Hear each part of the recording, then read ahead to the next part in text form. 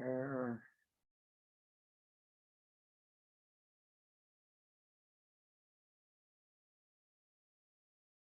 Oh.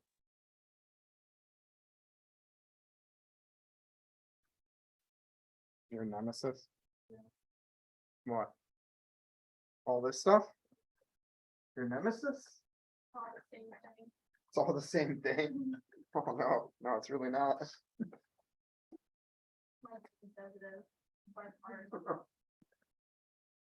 So this is just some review for anatomy and physiology.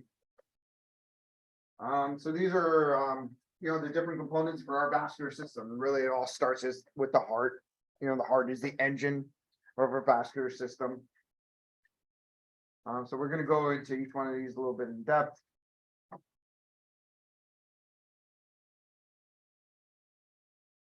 So heart, we have the four chambers of the heart, our right and left atria, right and left ventricles. So atria are those receiving chambers. Our right atria receives the deoxygenated blood from the superior vena cava and the inferior vena cava. Left atria receives oxygenated blood via the pulmonary veins, blood flow returning back from the lungs. The ventricles are responsible for the contraction and ejection of the blood from the heart. We have the cardiac cycle. So there's systole and diastole. Systole is when the heart muscles contract, those ventricles contract. Diastole is when those ventricles are dilating and filling with blood. So this cardiac cycle is repeated. This just kind of shows the blood flow directions as it's coursing through the heart. Blood entering superior vena cava and inferior vena cava, entering into the right atrium into the right ventricle, through the tricuspid valve. Right ventricle then contracts, ejects the blood through the pulmonic valve into the pulmonary artery, goes to the lungs to receive oxygenation. Blood becomes oxygenated in the lungs, returns back to the heart via the pulmonary veins, which connect to the left atria. Left atria blood flow then goes through the mitral valve into the left ventricle, and then ejected from the left ventricle through the aortic valve into our thoracic aorta.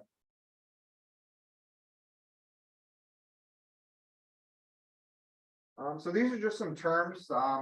They're very familiar to the CVS students because this is basically the basics of echocardiogram. So they're calculating these actual values when they're doing their echocardiography exams.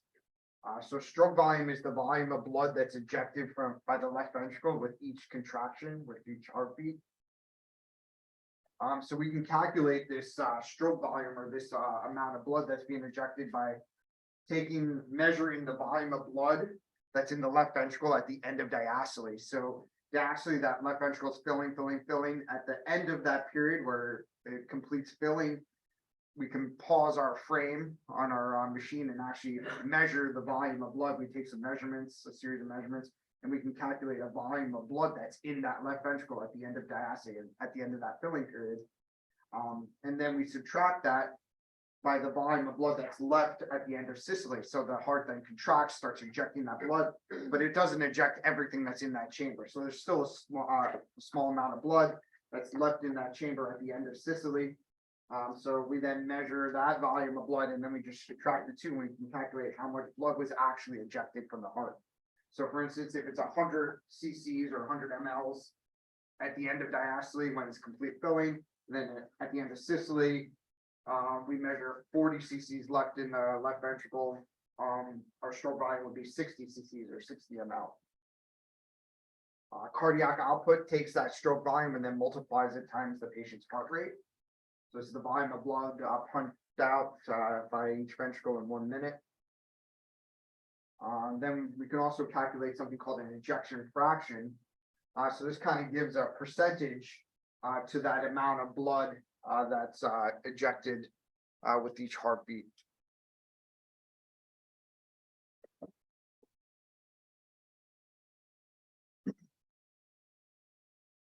So our cardiovascular system is affected by neural pathways. So there's a neurological response on our cardiovascular system that's very important. And our cardiovascular system is controlled by both the sympathetic nervous system, so that fight or flight response, as well as our parasympathetic nervous system, so when we're calm and relaxed.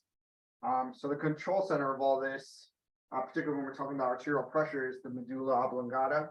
This is the main neural control for arterial pressure. So this sends responses to our bodies to help regulate our arterial blood pressure.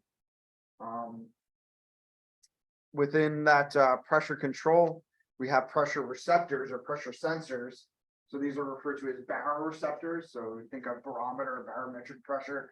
We have these baroreceptors located in our aortic arch, as well as in our carotid sinuses or in our carotid arteries, that help regulate and monitor our internal systemic arterial pressure.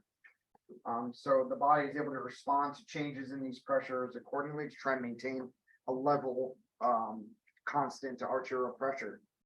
So these sensors can trigger the secretion of several hormones like epinephrine or vasopressin, angiotensin II, which can target the heart and the blood vessels.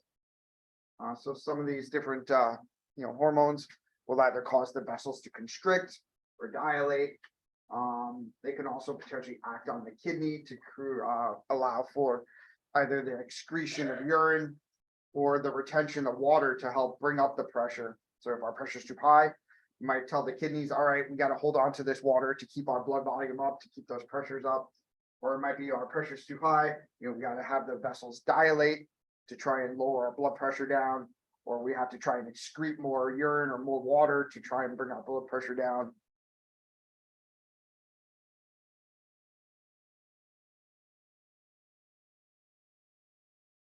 So we have two different circulatory systems. So you kind of have to think of it as two separate independent systems. We have a systemic circulatory system. So think of that as the oxygenated blood, the arterialized blood. So left side of the heart, aorta, the arterial system. And then we have a pulmonary circulatory system. So that involves the right side of the heart, bringing blood to the lungs to receive oxygenation. So in that systemic system, the venous side is also included. So it's all the left side of the heart, as well as the venous side. The venous return is still part of that systemic circulatory system.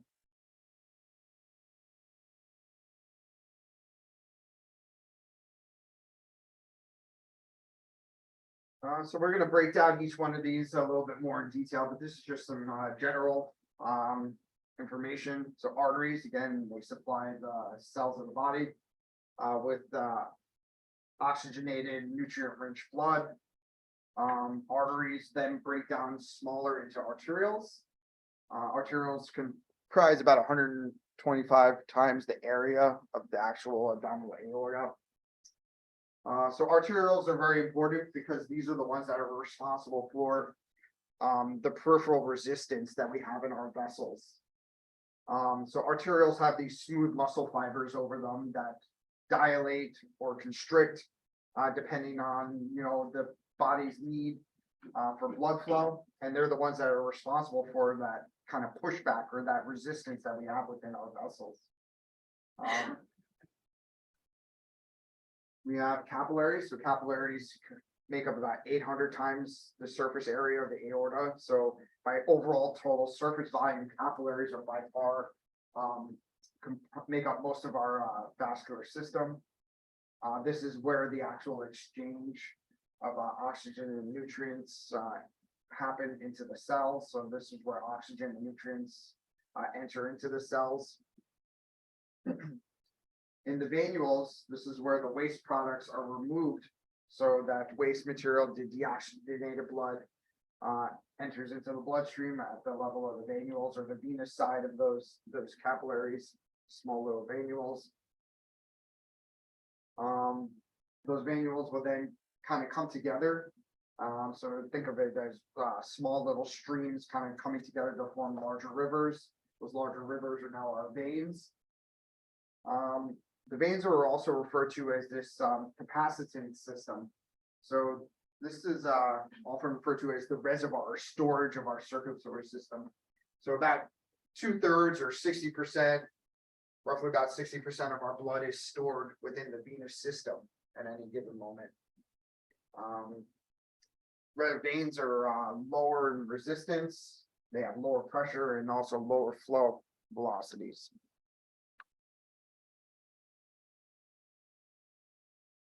So this is just showing the microscopic anatomy of the arterial and vein walls. So just a couple of major takeaways is the thickness of the individual vessel walls. So whether you're talking about arteries or veins, there's three main vessel wall layers. You have your tunica intima or tunica interna, that's that inner layer.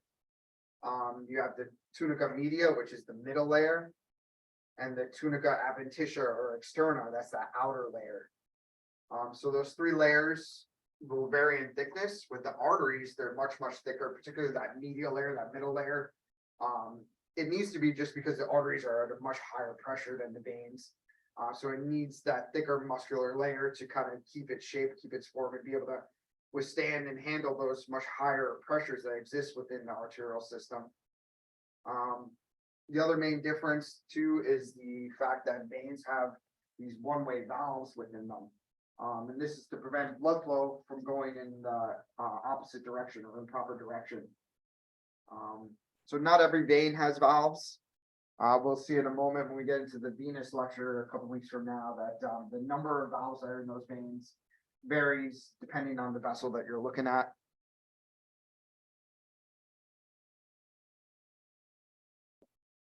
Have any of you actually seen valves in the veins on your skin? Have you?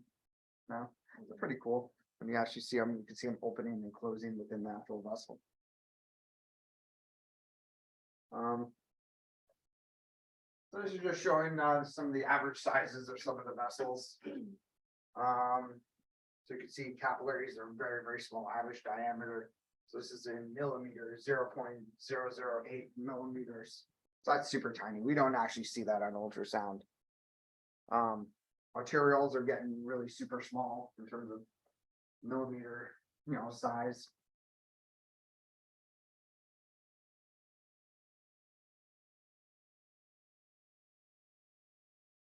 So this is just showing arterioles, capillaries, and venules, just to have you appreciate that it's on the arterial side, those arterioles that have these smooth muscle fiber rings surrounding the vessels that allow for the either dilatation or constriction of that vessel, depending on the needs of the blood flow going to that particular tissue. So these are the vessels that are really responsible for our pressures within the arterial system and the resistance of that vessel. You do have some on the venous side as well, but not nearly as many as you have with the arterioles. This is just again showing another picture.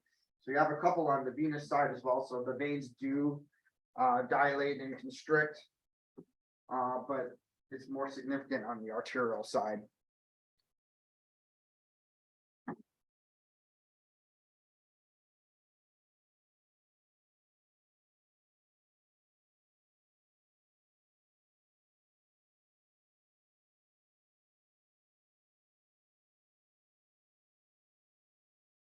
That one.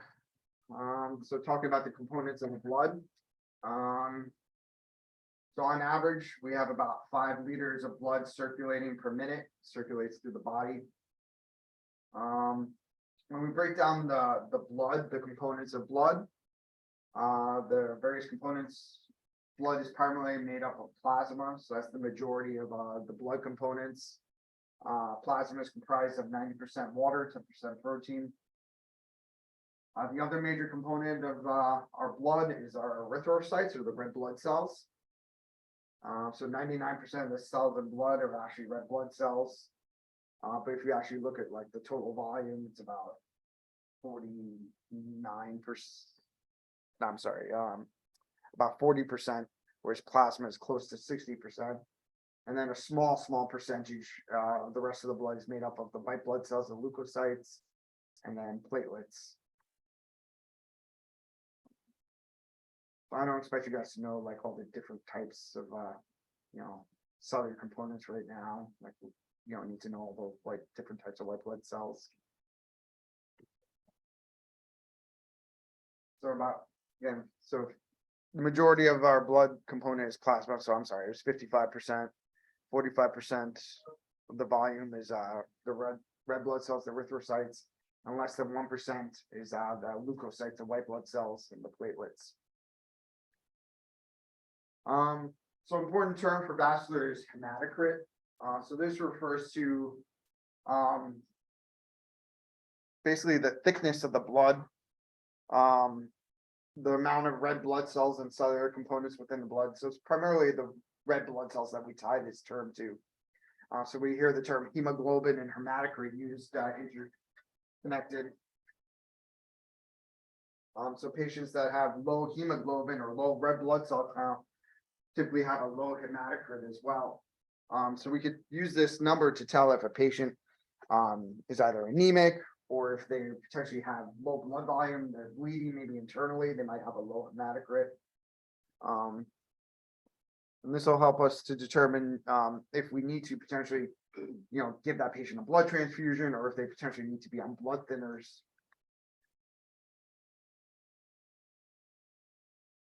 So this is just showing that when we talk about relative resistance to flow, the majority of our peripheral resistance comes from the arterioles and the capillaries. Small percentage of that resistance comes from the venules.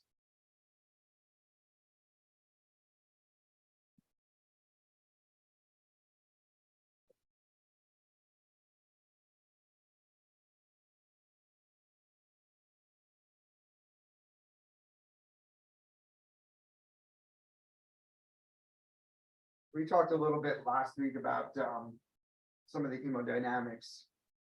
So pressure gradient, again, we need to have a pressure gradient or pressure difference in order for us to have blood flow move through a vessel. When we talk about total energy with the vascular system, it's a combination of the potential energy combined with our kinetic energy, or the energy of the blood flow in motion. The high arterial pressure, so blood flows from high arterial pressure into the lower pressure venous system, so everything goes from high to low.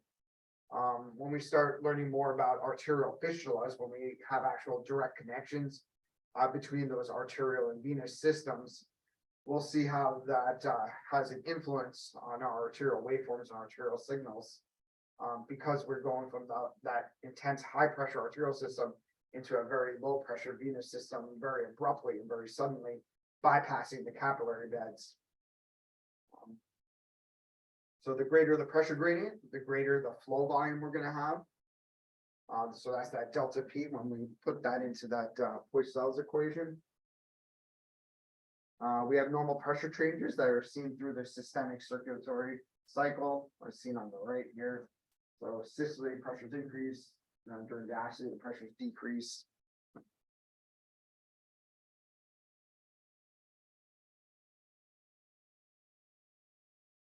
So it's just showing the two pulmonary, circulatory circuits, the systemic and the pulmonic circuits. And again, how everything kind of goes along that pressure gradient. And the pressures drop as we get towards the capillaries, and then they continue to drop into the venous system as well.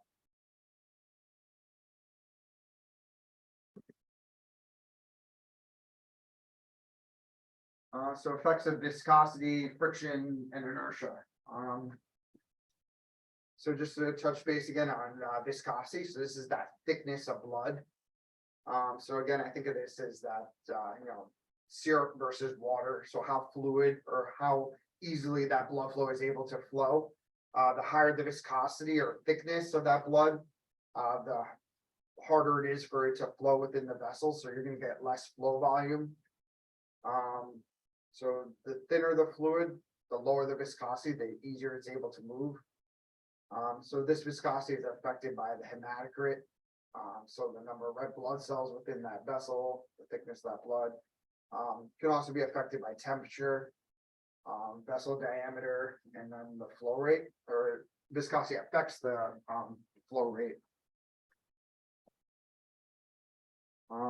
Friction. So this is when we have those red blood cells rubbing against that vessel wall, and we lose some of that energy as a result of that friction with those red blood cells rubbing against each other along the vessel wall. So with this, the vessel length has an effect on the amount of friction that we have. The term inertia just refers to the tendency for things to either remain at rest or remain in motion. And this helps to maintain flow throughout our vascular system. When we have change in direction of flow, so if we have a vessel that's branching or bifurcating, or a change in velocity, this causes loss of that inertial energy.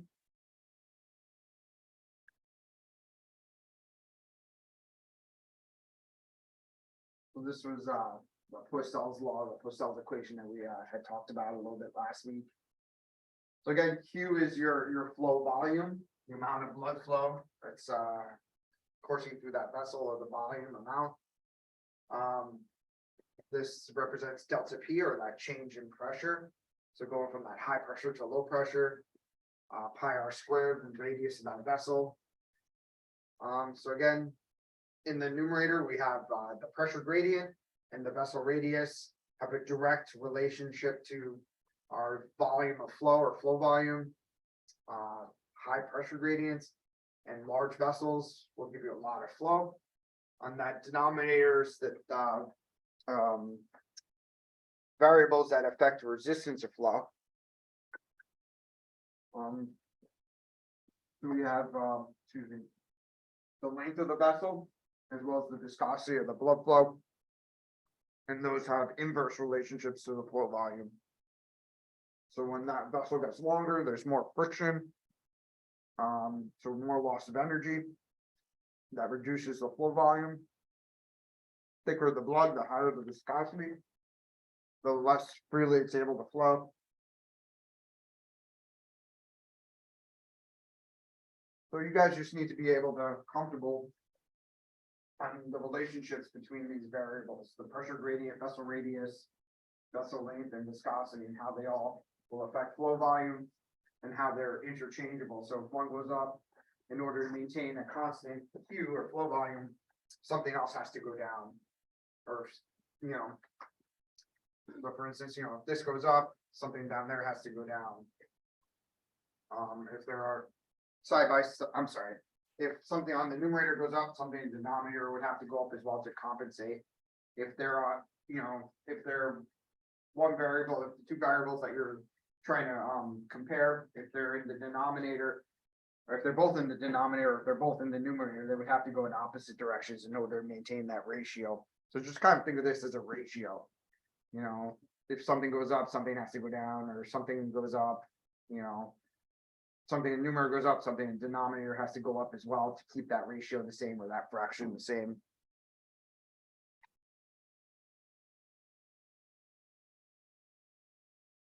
So this is just showing how when you have a larger radius, you have larger radius, you have more flow volume with the same delta P, like 40 millimeters of mercury.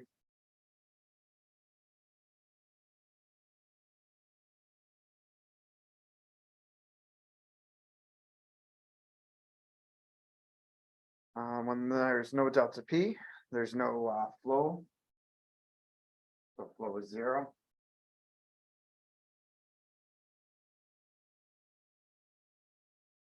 Small changes in radius have a large influence on flow volume, just because that value is to the 4th power. So that has the greatest influence on the volume of flow.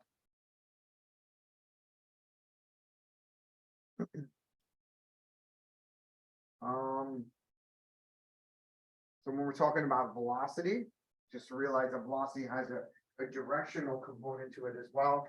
So it's not just the speed of the blood flow. We also need to figure out the direction that it's going in. And we're able to figure that out based on our Doppler equation. in general, velocity has an area relationship with it. So velocity decreases as blood flow moves into larger areas. So again, just kind of picture it as a stream getting into a large pond or a lake. So as that blood flow enters into that large pond, it slows down. So you have a more tranquil, calm area. So that can be seen in patients who have aneurysms, particularly aortic aneurysms. The blood flow does slow down to a much lower velocity in that area that's aneurysmal. Bruit refers to a term where we actually hear turbulent flow. So that turbulent flow, very violent flow, actually causes vibration of the vessel wall. And these are something that could be auscultated or heard with the stethoscope when doctors listening or examining the patient. They might put it down and they're able to hear a bruit. Maybe they're listening to the patient's carotid arteries. Maybe they're listening to aorta or some of the vessels. They might hear an audible bruit. So bruits are only created when we have very fast turbulent flow. So you might have, think of this as kind of like a vascular murmur. So you might have questions that, ask you, which condition will produce a bruit in a patient, and there'll be conditions where the patient has decreased blood flow or slower blood flow, and that's not going to create a bruit for you. So it has to be fast turbulent flow.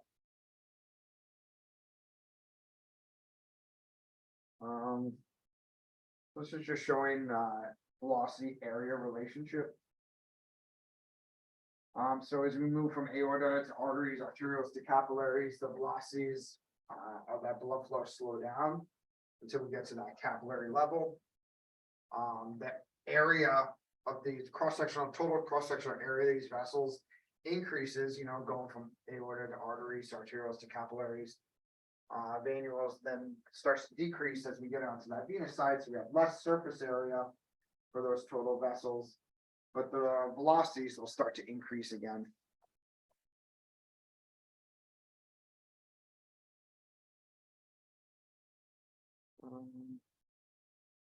So this is just now showing the pressure within the vessels. Pressures will continue to decrease as we move across the circulatory system. Total area increases as we approach the capillaries, and then decreases as we move back or through the venous system. Those pressures, though, continue to decrease across the entire thing. So it's highest in the aorta, lower in the arteries, lower in the arterioles, lower in the capillaries, lower in the venules, still lower in the veins, and then lowest when we get into that vena cava.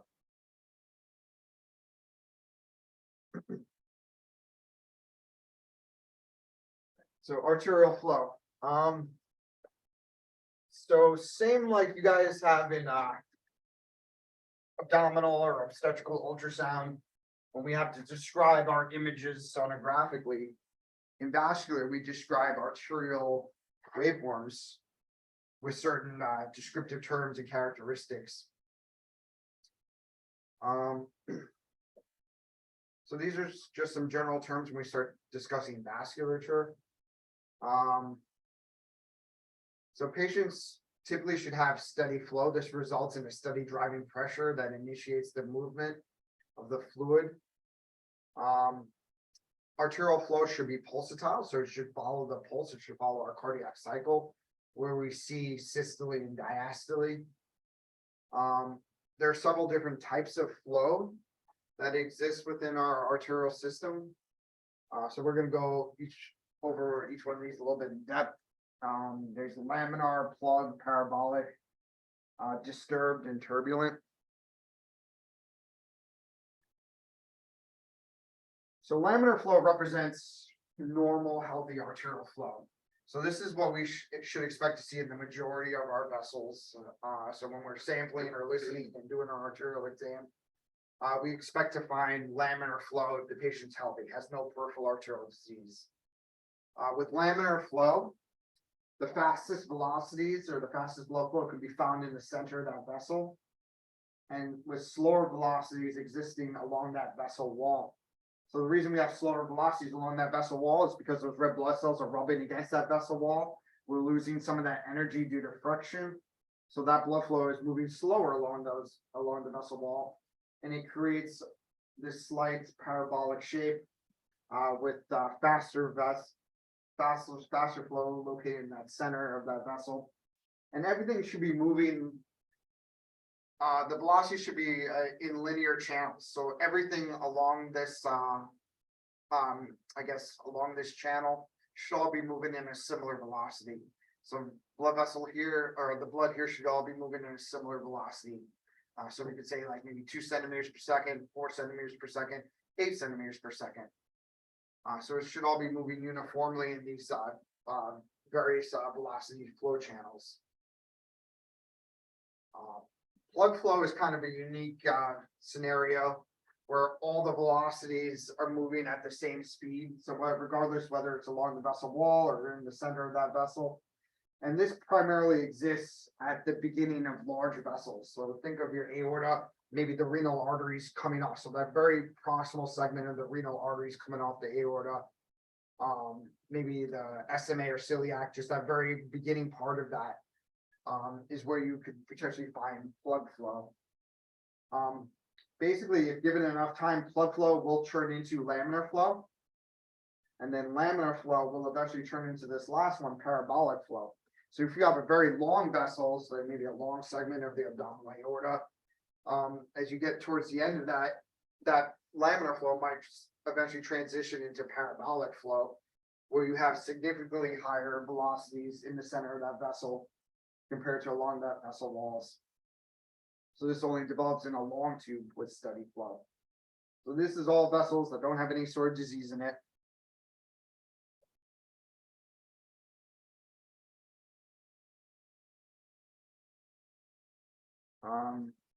So when patients do have disease, the flow types become disturbed. So we refer to as disturbed flow. So in this case, those velocity profiles at the different levels are different. So not everything is moving at the same velocity now along those different flow profiles. If the disease is mild, we should still expect to see the fastest velocities along that center of that vessel. But we do have energy loss now. We do have some energy loss, and we do have increases in velocity now because this vessel is now starting to become more narrow. When the disease becomes significant, we can wind up with what's called turbulent flow. So with this, we have velocity profiles, blood moving in multiple different directions. We get these little eddy currents where blood flow can actually start swirling, reversing back on you, and the special waveforms look very, very different when we're talking about turbulent flow. We can see blood flow both above and below that baseline.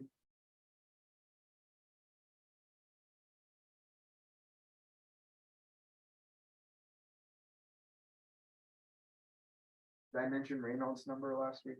No. No. I don't think so. We talked about it in Physics, Reynolds.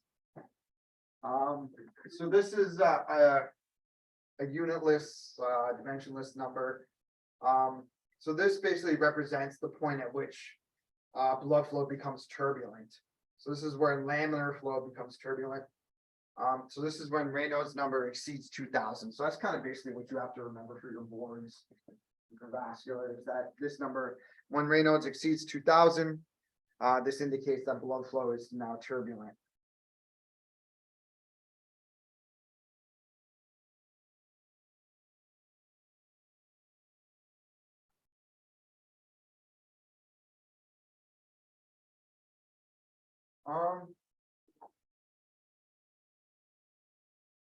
So non-laminar flow under normal or abnormal conditions.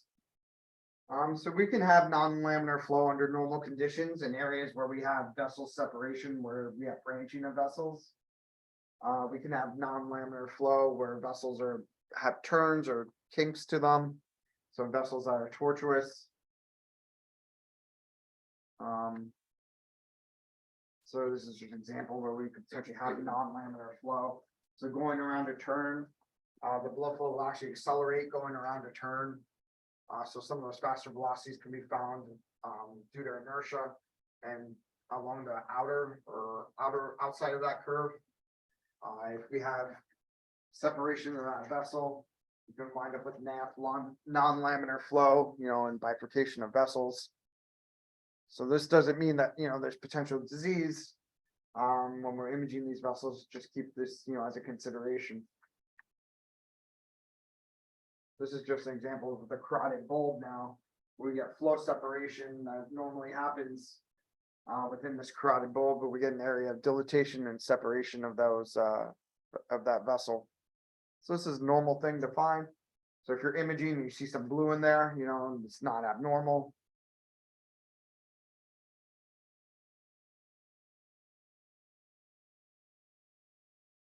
This is just an example, just showing again those velocity profiles, how, where we'd see plug flow just at the very entrance of those vessels, at the very beginning, and then eventually turns into laminar flow, which eventually can potentially turn into parabolic flow, given enough time.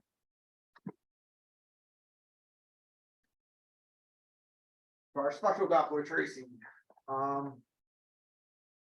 so we need to be comfortable looking at our arterial spectral Doppler tracing. So this is an arterial spectral Doppler tracing. There are several components to this. We have our spectral envelope. So this is the actual velocity or the blood flow, red blood cells accelerating through the cardiac cycle. The blood flow during systole rapidly accelerates to a peak systolic velocity, and then begins to decelerate as we move towards the diastolic phase of the cardiac cycle. Arterial waveforms have a dichrotic notch. So here you can see a very deep dichrotic notch, where we even get a little momentary reversal of flow. That dichrotic notch marks the separation between the systolic and diastolic phases of the cardiac cycle. So we have our peak systolic velocity that we measure, and then we also have an end diastolic velocity that we measure. So at the end of that cardiac cycle, at the end of diastole, we also take a velocity measurement. We can see another start of another systolic cycle happening over here. That's our end diastolic velocity at the top of that curve. We measure peak systolic velocity, we measure an end diastolic velocity. A nice healthy waveform should have a nice open spectral window. So underneath that systolic curve, we refer to this as a spectral window. When there's nice laminar flow and everything is what we're sampling is moving at a uniform velocity, this should be a nice tight envelope and a nice open spectral window. When we start picking up disturbed flow and things are moving at various velocities and it's not uniform, we start getting speckles, or the machine starts picking up additional velocities to start filling in this spectral window. So everything is not moving at a nice, You said you measure the peak to the end, right? So like if Yes. I were to, on the machine with the line, if I were to measure it, you would go right in the center of that, right? Yep, you Right put your there. little caliper right at the top of your Yeah. feet. Yep. I've seen text cause like some machines, it's like a line and a line, and you just like scroll it over. Do you know what I'm talking about? Yes. They'll do it like before it. Like put it like over here. No, like even more. And then, yeah. I guess if that line is coming across, like, rather than actually putting it on it. Yeah, I guess if you're at that same level, that could be, would be fine. As long as like you're not, like coming up here or down Oh, there. okay. Like, yeah, you want to get that velocity. So if they're like, put their little thing there, I can understand that you want to be able to see that actual peak. Oh, okay. Yeah, Like that's it. maybe the doctors think you're covering it. Yeah. Which you remember which site did that, or just some text did it, some didn't? I don't remember. It's all right, as long as you're accurate in measuring that velocity. Like if you're putting the thing in, like if you're like I know what you're talking about. Some of the machines have the line that come across, so you can see that that line is like lined up with that.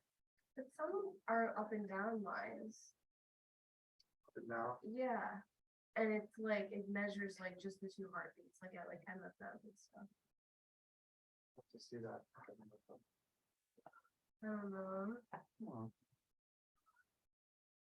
You guys know? Never mind then. Like the straight line, not Where it not like goes up and- actual, like, Yeah, just random spot. that's what I'm saying, they just pick Like, random you- spots, or at least it looks like Feel that's heart today. rate. Yeah. Well, that's different, that's M mode. Like if, Oh, yeah, no, yeah, if you don't want rate, yeah, no, that's, yeah, that's different. okay. Alright, never mind then, thank you. Yeah, I know what you're talking about then. but Okay. Yeah, feel hurry, yeah, that's different. Yeah, that's, you're picking two spots and you're measuring the time between those two spots to calculate a heart rate. Okay. Yeah, that's- So the MO tracing, it just shows motion, like it's Right. like, you know, It's the flaps of the heart. yeah. I So, don't get how I get the heart rate. so it graphs it over the axis this way is time. So like that, so like the axis, the M mode, like this is the time axis. So you're measuring here and measuring here, it knows, like, say it's whatever it's set up for, like, you know, like it knows that like you're picking like 2 beats or whatever within that certain amount of time, that like it knows like how to calculate it based on how you're set up. Like an algorithm. Yeah, like, so like if it's 2 cycles, like within this amount of time, it could figure out a heartbeat based on that. And for M mode, like. It's almost like. And that's your time. So if it's like, I'm confused how it knows which movement is the actual heartbeat though, like if the mom's breathing, it still can move, do you know what I mean? Like, well, you're putting the M mode line on the heart, like. Like, you know what the heart is, like, I mean, it's imaging. You guys should play around with that mode, like here. You know what the heart is. I Chris. know what the heart is, how does the machine know what the heart is? You're telling me what the heart is.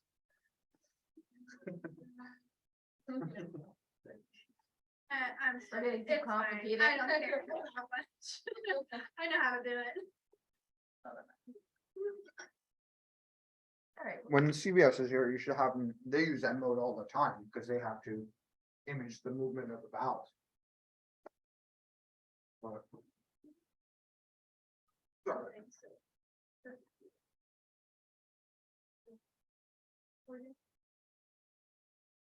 I think the line, yeah, so it says like look right here.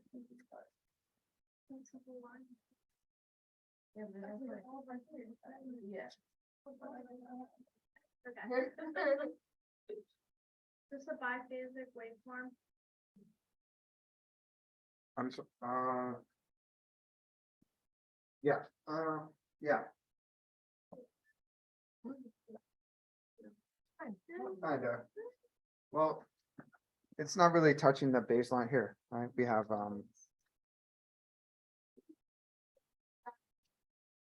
yeah, it looks more monophasic.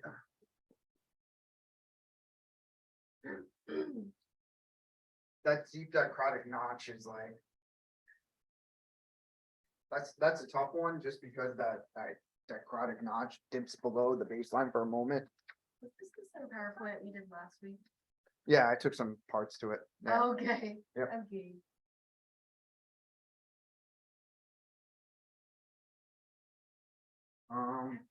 Yeah, so this is monophasic, so everything above the baseline, everything same direction. So it's continuous forward flow. So monophasic waveforms are low resistance. So did we talk about resistance, like what that means and kind of sort of? But would you not move the, I guess the nitro summit, the 0 or whatever, would you not move it up? The line? This baseline, Yeah, well, that's gonna move the entire thing. So this, yeah. But like, there's a big gap,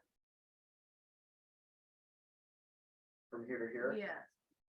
that's not, you can't adjust that, so Oh. this is all gonna move up, so if I take this, it's gonna bring the waveform up also with it. Oh, so it's okay that there's a So, gap. so yeah, so this is like 5 centimeters per second, 10 centimeters per second, 20 centimeters per second. So Okay. things are starting at 20 centimeters per second, you know? Yeah, but you know how we like moved it on the machine? Well, yeah, we'll play with that. You're talking about like a night system, how to adjust that and Yeah, cause remember how we moved the baseline on there?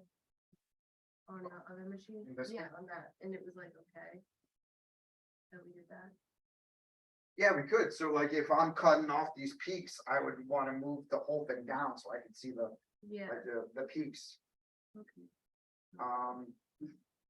Yeah, we'll get into optimizing, our arterial waveforms. So we want it nice and pretty, large enough for us to like assess it properly, not too small. I don't know, I think it just keeps moving, and I don't know why. It's just, it's a whole new, like, modality almost, like, or, specialty of ultrasound, It is, it's different from, abdominal.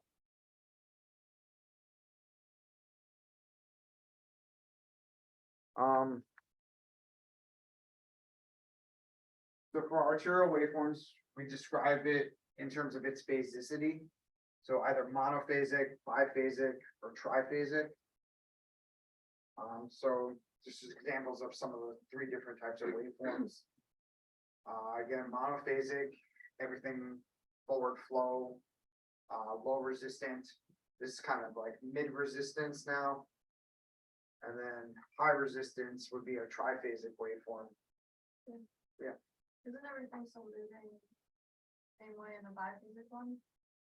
It is. The reason this is biphasic is because it actually comes down and touches that zero baseline. So there's a momentary period where it stops flowing. So this doesn't actually match up with that one. I kind of like, I would look more at this. Another example of biphasic would be if it's systole and then stays in one direction during the entire diastolic period. So it's one direction and then a second direction. So those are two phases, forward and then backwards, forward and then backwards. Or it could be forward, stop, forward, stop, forward, like, I thought if it went backwards, it was triphasic. it is, yeah. So if it stays backwards during the entire diastole. So this is going forward, backwards, forwards again. So it's three phases. It's that forward phase, reverses for a little while, and then goes forward again. Biphasic could just be forwards and then backwards, then forwards, backwards. So it's two phases, biphasic. So all of diastole it's reversing, and then systole goes forward again. All of diastole is reversing. So triphasic goes forwards, backwards, forward, stop. Forward, backwards, forward, stop.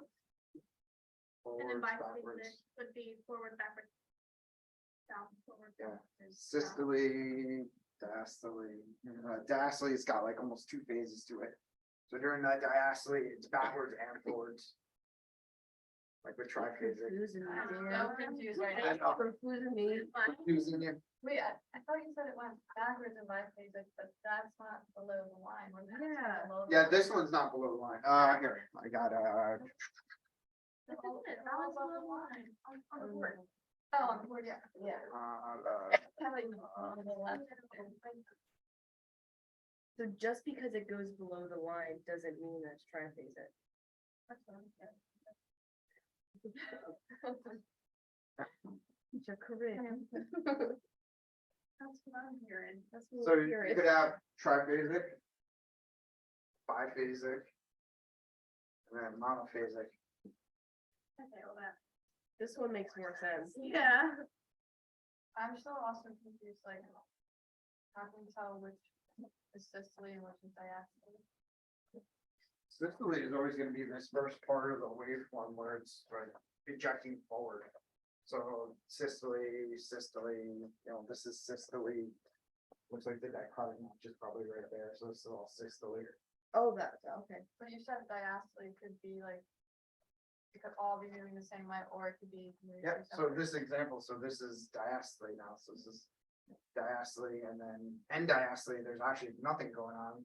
So during diastole, you get some flow reversal and then it completely stops during the rest of diastole.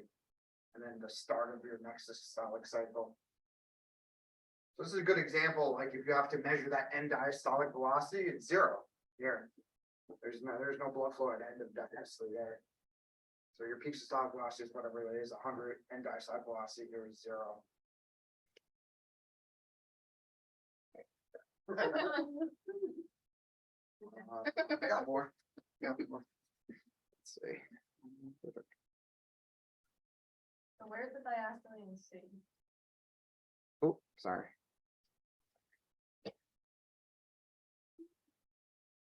So it looks like the dichrotic notch is probably here, so this looks like the start of diastole, probably the first one, I can see it kind of all there. So this whole portion is your diastolic flow.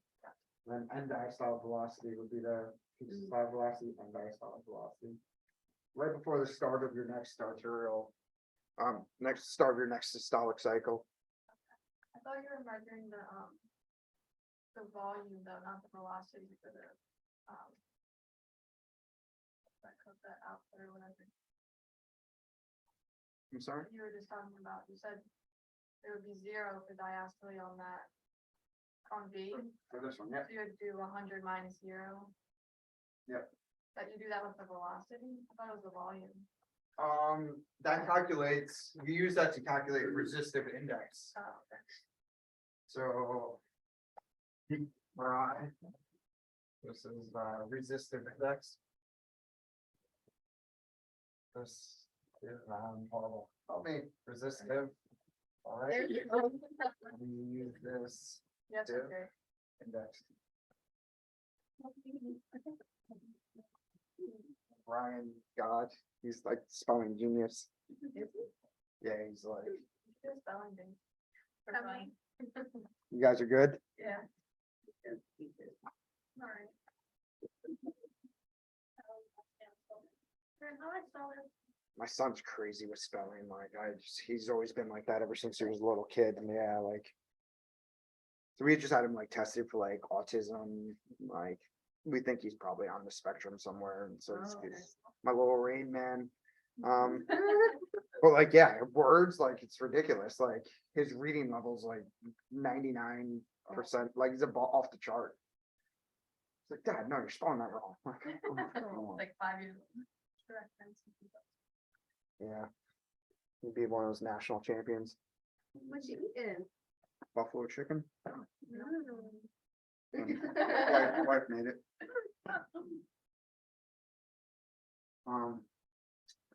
So this resistive index.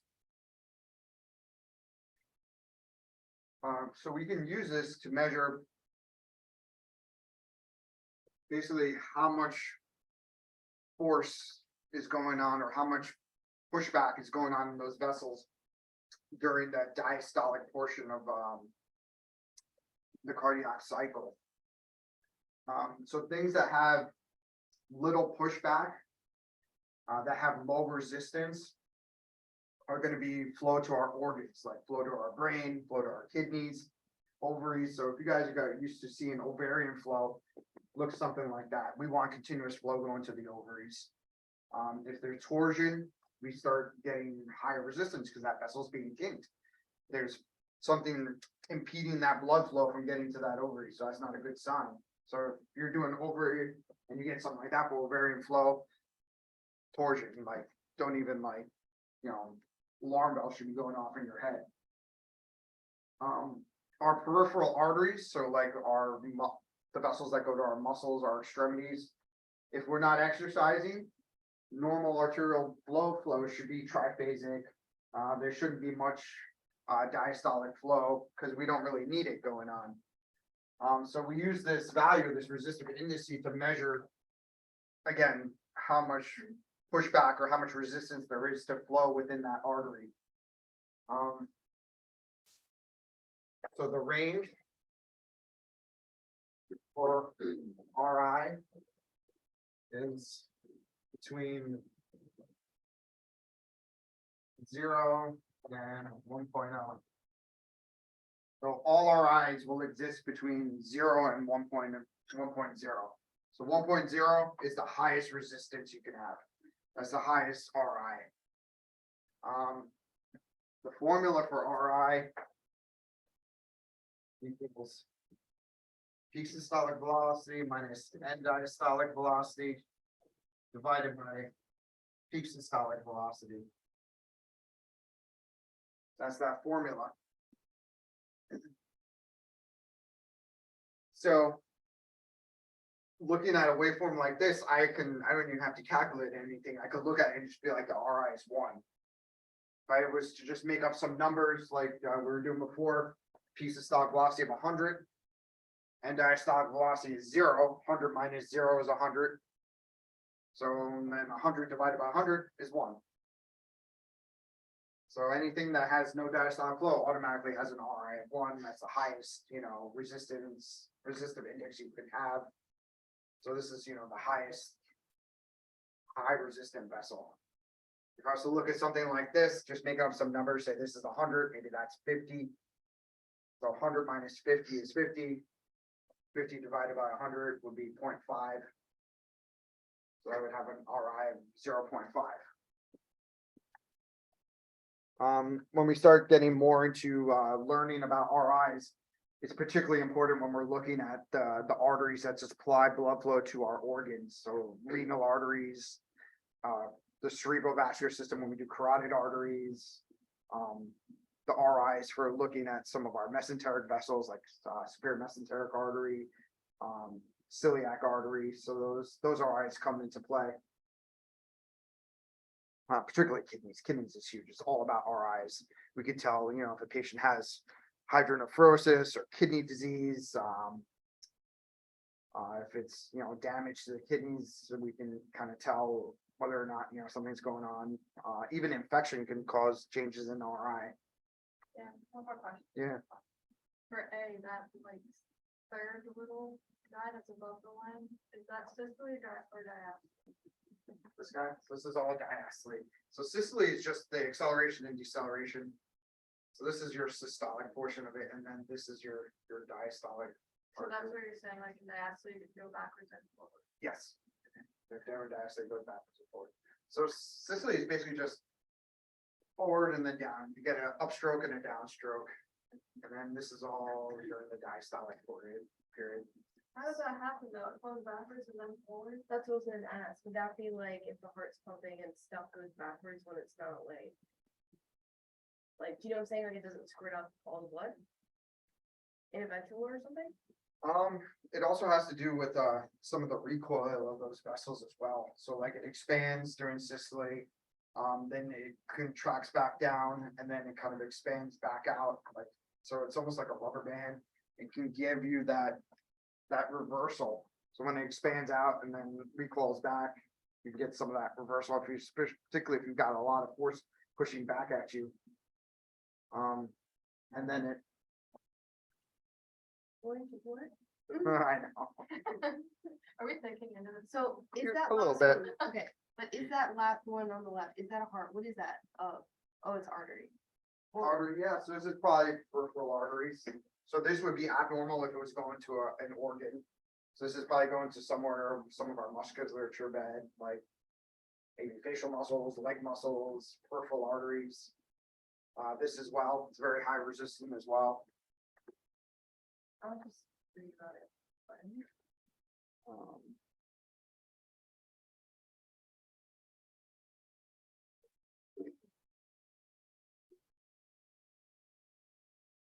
So it shouldn't go backwards. It does. I mean, that's just like the nature of these waveforms. But if it's a big backwards, it's bad. Not necessarily. I mean, it's not necessarily a bad thing. Depends like where is that? Yeah, it depends where it's at, which artery we're talking about. It's not continuous blood to the organ, but it's not that. That's not good. But if it's like, okay, peripheral and you don't get much blood. So this kind of breaks down also. Yeah, some. Like, some of the also terms that we use is antigrade and retrograde. So antigrade means correct flow direction, normal flow direction. Retrograde is when that flow direction is reversed, so it's flowing in the opposite direction of what we expect it to go in, or what it should go in. bidirectional flow. We'll get into this when we talk about pseudoaneurysms. That's unique to pseudoaneurysm. Absent flow is when we have no arterial signal. So this is actually just noise that we're picking up right now, so that's not even real. Sometimes it's retrograde, but when it's sector scanning, I'll see that people get why they do that. It's wrong, and it's not supposed to be like that. So they might be flipping it because of maybe the angle at which they're steering their ultrasound beam. So this is just, again, above the baseline means the flow is coming towards that ultrasound beam. So if they're angled a certain way and like the flow direction is antigrade, it's normal flow direction. But just the way that they're steered is putting the waveform down here, they'll invert it to make it, look proper and look right. So you have to be careful when you start, inverting, particularly when you're looking at certain vessels, that flow direction is very important, like the vertebral arteries that we're gonna learn about. Cause you just wanna be like careful before you start inverting, that it truly is antigrade before you invert it.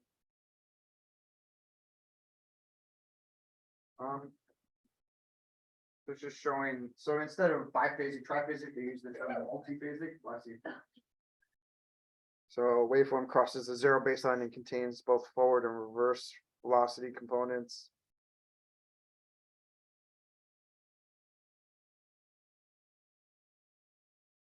And monophasic does not cross that zero baseline, stays above it, continuous forward flow. This just goes a little bit into, the resistance. So high resistive index. When you're comparing that peak systolic to end diastolic velocities.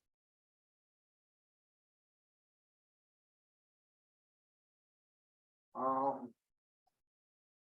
think it was Sydney. She had more than triphasic. She was like quadphasic or quintuple phasic.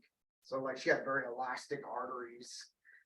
So she had like four, like when we were doing her peripheral arteries, I remember she was like diastole. So I don't know if it's just the nature of her vessels, but like she had definitely more than 3 phases during that diastole period. That's She's like, concerning. it's concerning. No, it's not concerning. She's young and healthy. Oh, She's very elastic vessels, So when you're talking about multiple phases, are you only talking about diastole? Is systole always just that? Sissy is always going to be in forward. Unless, of course, you have some sort of condition. We'll learn a couple conditions that could cause retrograde flow during systole, but during systole, everything, the heart's going to inject that blood. It's going to force it to go in that direction. Yeah,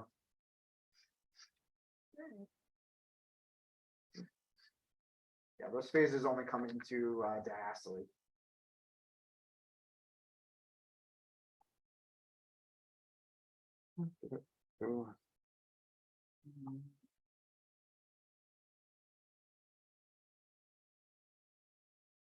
Just showing again peak systolic, peak systole, and diastole, where you would measure these.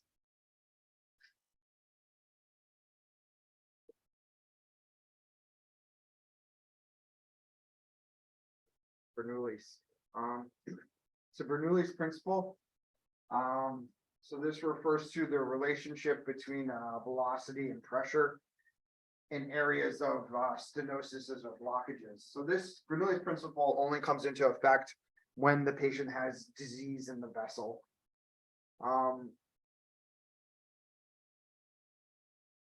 So at a stenotic region, potential energy is converted to kinetic energy. Where the kinetic energy increases and the pressure energy decreases. So as blood flow, we said before, is going around a curve or a blockage, the pressures in that, as it goes over that curve, start to drop. And because those pressures are dropping, we now have an increase in the pressure gradient, which causes an increase in velocities. So velocity increases. Pressure decreases when we are inside that stenosis or blockage, and that leads to, or that decrease in pressure leads to an increase in velocities. As we get past that blockage, the pressure then go back up, and the velocities start to drop. So we lose that pressure gradient as we go on past that stenosis. And I'm sorry, No, it's okay, you're fine. I feel like if it's a smaller like diameter, why isn't the pressure increasing? So the pressure is increasing on this side of the stenosis. So we have all this column of blood headed towards that blockage. So it's kind of like that bottleneck on the highway, you know, so we got one lane going through, so all those cars are coming together. Pressure is building up here, so we're getting high pressure here. But because of the Bernoulli's principle, so this is the same reason why airplane wings are curved. So when fluid or air, in this, with airplane wings, it's air, but air molecules, but in this case, it's fluid molecules, the red blood cells, as they go around a curved surface, that causes pressure drops. It's just like a physics principle. So with these blockages, since it's going around these curved surfaces of these blockages, we get lower pressure resulting in those areas of blockage. So we get areas of low pressure developing there. I know it's not gonna make sense. Yeah, it's it's just not not like- gonna make sense. Okay, well, It's counterintuitive, but like Yeah. in that actual stenosis is where you have the lowest pressures. is it cause it's like, like spreading around the curve, like there's less? I don't know, I'm trying to make it make sense, but I think I'm just gonna have to remember it. Because in my head, like, if it's in a smaller area, there should be a high. Should be higher pressure. Yeah, the pressures are actually building up in front of the blockage.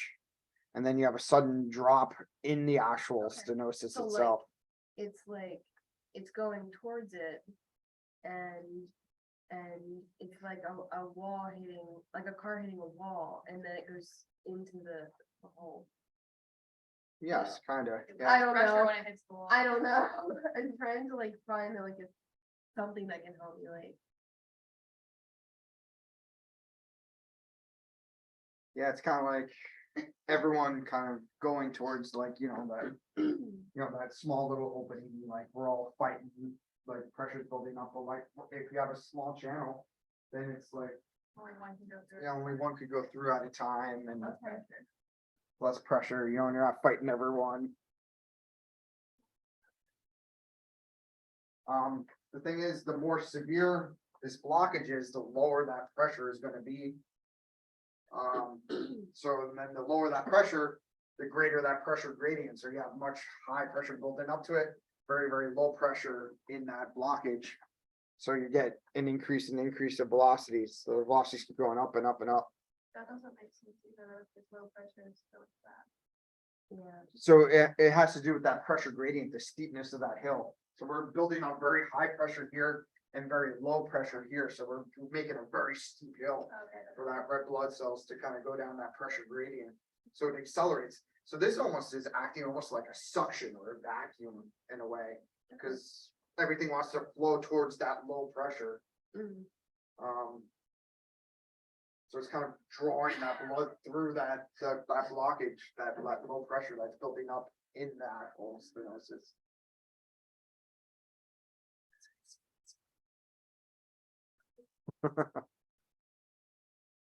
Yay. But once we pass and once we get past that blockage, then the pressure in the vessel starts to go back up. And as that pressure goes up, starts to go back up, we lose that, pressure gradient, or it's not as steep. And the velocities will start to decrease once we get past it.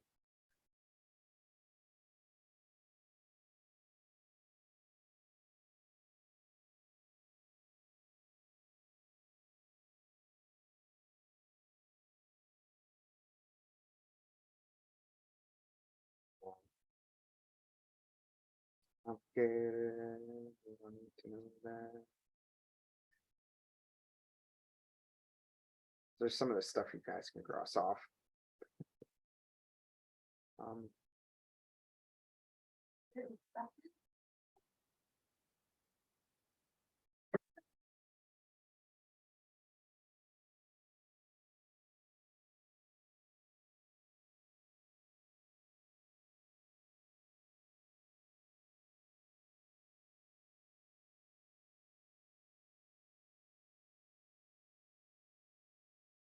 So I want you guys to just realize, as that radius decreases, the velocities will increase. As the radius increases, as the vessel gets larger, velocities decrease. So this is that relationship between area of the vessel and the speed of the blood flow. So don't get confused with volume, the amount of blood flow. This has to just do with the speed at which that blood flow is traveling.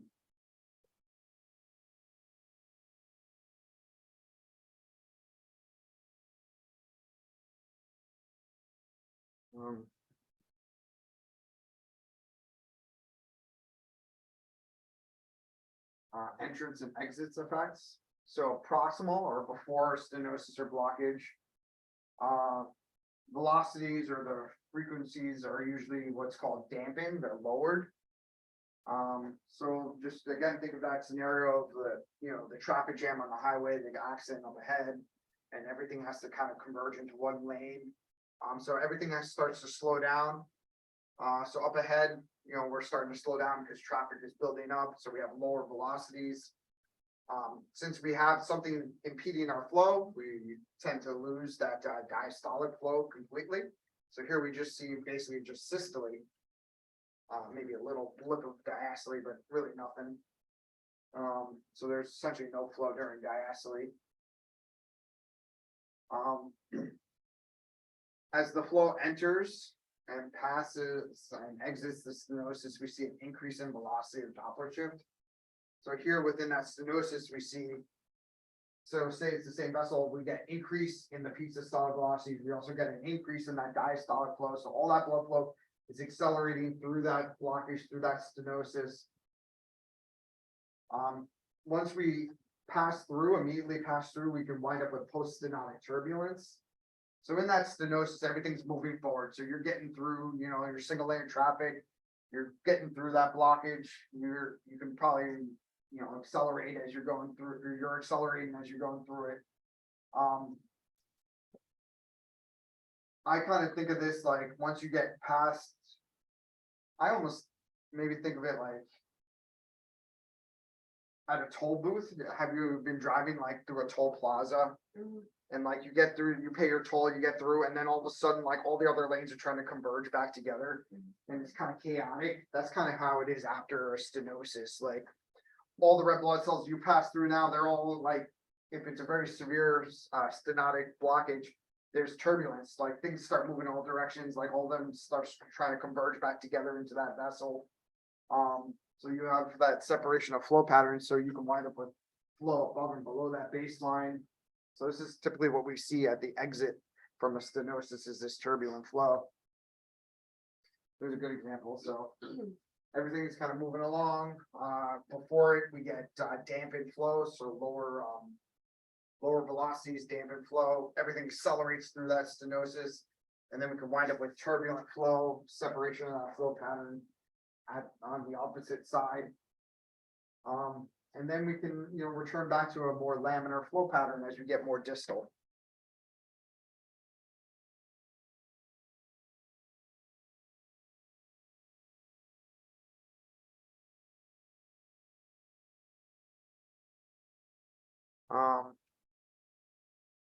So one of the things that we look for with people that have stenotic lesions is this, what's called spectral broadening, or filling in of that spectral window. So that indicates, that things aren't moving in uniform flow patterns, or we don't have that nice laminar flow. After that stenosis, we could see a mirror image of our waveform seen below. That's representative of post-stenotic turbulence.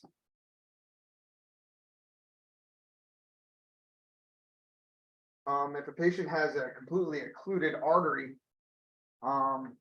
we can have collateral channels. So in our body exists these small little collateral channels or little pathways. So this is natural. Everyone has them. Blood flow is able to get around complete blockages or near occlusions. When we have this, patients wind up with monophasic flow that's very slow through these arterial occlusions.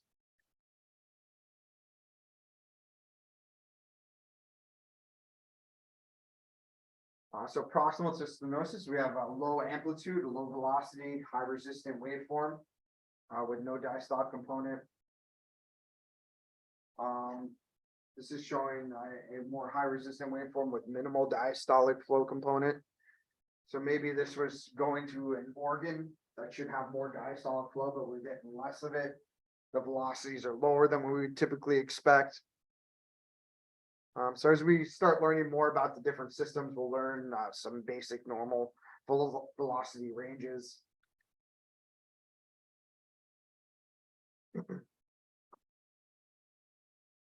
So this is now showing, looks like carotid artery. So a significant stenosis or narrowing. So this is your common carotid artery getting towards your internal carotid artery. So this is the bulb. You get all that blood flow narrowing to a single point. We get aliasing in that area, turbulent flow seen with our color Doppler. Dopplering it, you can see filling in of that spectral window, very fast velocities. So here it looks like almost over 300 centimeters per second, or 370. They're measuring for peak systolic and diastolic 164. After that blockage, you can see turbulent flow. So we're seeing flow below that baseline and kind of a mirror image of it, representing turbulent flow.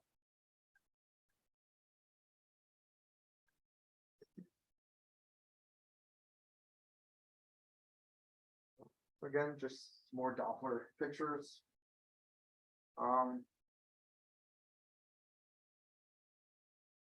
So something to note, when people have stenosis or blockages, the flow is going to be monophasic because there's no other direction for it to go. Everything's kind of just accelerating really fast. You're going to have really high velocities, both peak systolic and end diastolic. So both those velocities are going to increase when you have blockages or stenoses.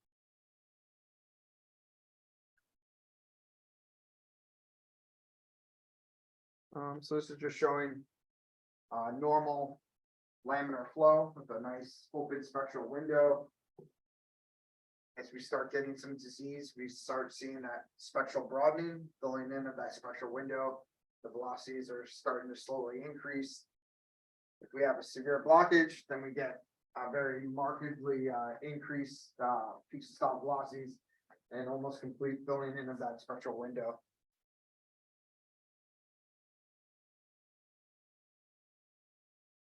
So just something for you guys to note: if a patient has two consecutive areas of blockage or stenosis, you'll actually lose more energy and there'll be more clinical significance hemodynamically of two lesions, one after the other, versus a patient that has one single large lesion. So you lose more energy by going through two areas of stenosis that are kind of one after the other versus one single large stenotic lesion. So this, you lose much less energy than you do this. So this is worse than having a single larger one.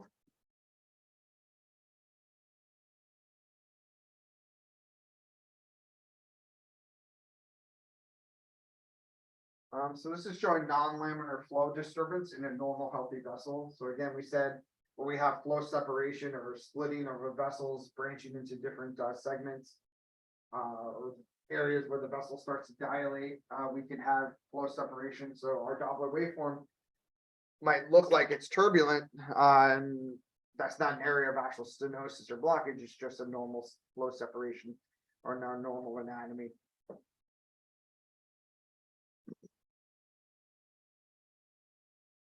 So we talked about pressure changes during the cardiac cycle.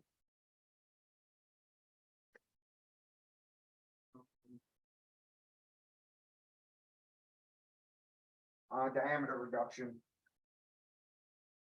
So as the diameter of the vessel decreases, we have an increase in that velocity of the blood flow. So there's a point at which that diameter reduction becomes what's called hemodynamically significant, or what's referred to as a critical stenosis. So that point is a 75% area reduction or a 50% diameter reduction. So those two numbers can be used interchangeable. So that's kind of the relationship that you have to be familiar with. So an area reduction of the vessel is always gonna be larger, that number is always gonna be larger than the diameter reduction or the equivalent diameter reduction. So 75% area reduction equals a 50% diameter reduction. In 80%, so for example, if you keep that ratio like an 80% area reduction would equal maybe a 60% diameter reduction, a little bit higher. A 50% area reduction could be, you know, like a 30% diameter reduction. So it'd have to be a little bit lower. So just kind of keep that ratio in mind when you're thinking about area reduction versus diameter reduction. Most labs will, when you're measuring, you're reporting diameter reduction when you're looking at your vessels, because it's single 2D slices. So you're looking, you know, at your vessel.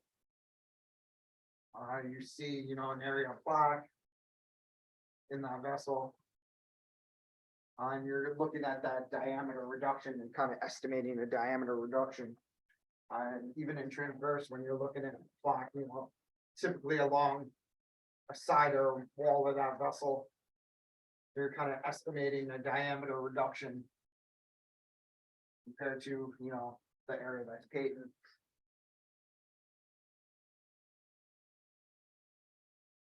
So then your velocity measurements should kind of correspond, you know, with what you're seeing.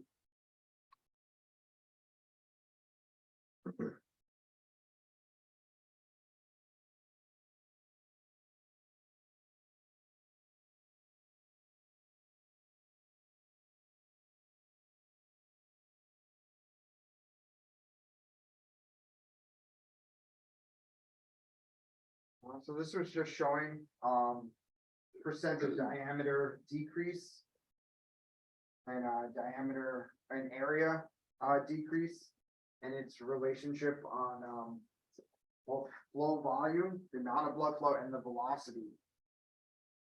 So as the diameter of that vessel starts to decrease, or the area of that vessel starts to decrease because of blockage, there's a slow, gradual increase in velocity until you get to about that 50%, getting towards more I'm sorry, as you start approaching 50% diameter reduction, you start getting a marked increase in that velocity. And then you also get a decrease in the amount of volume of the blood flow that's getting through. So that's when the volume of that blood flow starts to drop, meaning that not enough blood is getting past that blockage. So starts getting narrower, velocities are increasing, and then you reach kind of like an inflection point at that around that 50% diameter reduction, where the volume of that blood flow starts to drop off. So we're able to maintain a constant flow volume even though velocities are increasing. That flow volumes kind of remains the same, so it's not, you know, disrupting the amount of blood flow that's getting down the leg or getting to that organ until we reach that critical threshold of about a 50% diameter reduction or 75% area reduction. And once we get past that point, we get a precipitous drop off. Even though the velocities are continuing to increase, you know, exponentially, the amount of blood flow that's getting through that blockage starts to really drop off.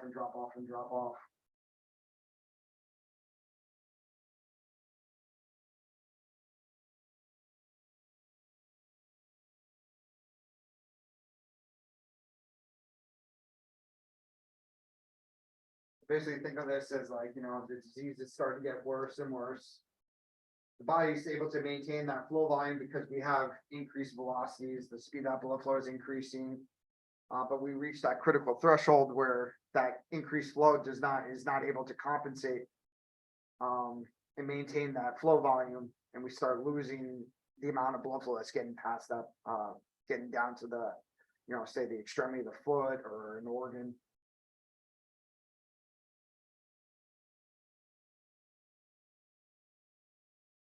There becomes a point where we get to over 70% diameter reduction, where the velocity then starts to drop now. So when we get into very tight stenosis or very blocked arteries, those velocities start to come back down, and then eventually you have an occluded vessel.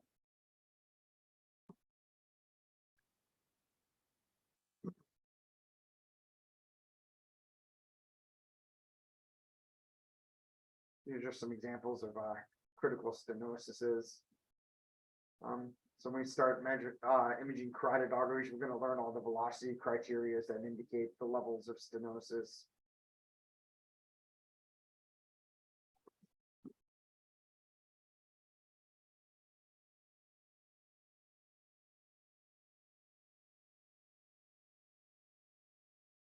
Pulsatility. So pulsatility is another parameter that we can measure. We have something called a pulsatility index that's similar to a resistive index.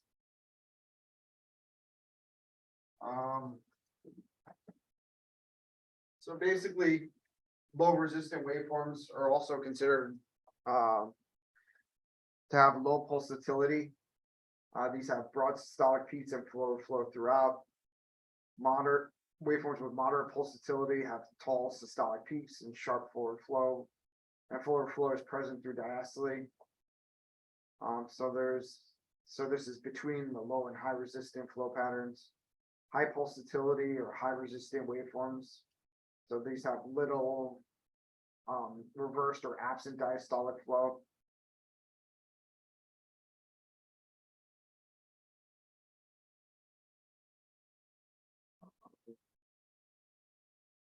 So PI, or pulsatility index, the equation for that is similar to our RI equation. It's peak systolic velocity minus end diastolic velocity, except now it's divided by the mean velocity or average velocity.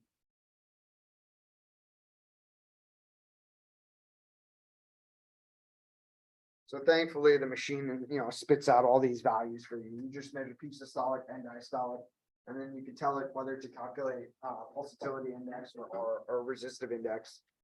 To be honest, pulsatility index really isn't used that much in the clinical setting. It's more a resistive index that most labs will calculate, but they're pretty similar in being able to calculate them and recognize them.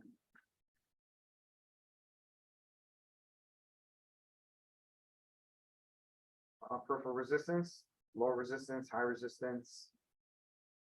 Some examples again of low resistant vessels: internal carotid artery, bringing blood flow to the brain; vertebral artery brings blood flow to the brain; renal artery to the kidneys; celiac artery, splenic artery, all to the organs; hepatic artery, liver. So the peripheral resistance again is determined by, or the waveform characteristics, which peripheral resistance is part of, is determined by where that final destination is for that arterial blood flow.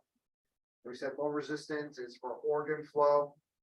High resistant vessels are for again muscles of the extremities. Peripheral artery, so external carotid artery, brings blood flow to the scalp, muscles of the face. Subclavian artery out to your arms, extremities. Aorta is considered high resistance, particularly if you're below the level of the kidneys or the renal arteries. The iliac vessels, the extremities of the arteries. Superior mesenteric artery if the patient's fasting. If they haven't eaten anything, there's not much need for blood going to your gut for digestion, so they'll have a higher resistance. Segmental resistance. So this is resistance of main, normal, or diseased arteries, and the bypassing collateral vessels. So segmental. So we can measure resistive indices comparing different segments. Peripheral resistance. So distal is determined by those distal muscular arterioles, and the cutaneous circulation. So this is highly variable. So again, we said those arterioles are the ones that are really responsible for determining the peripheral resistance.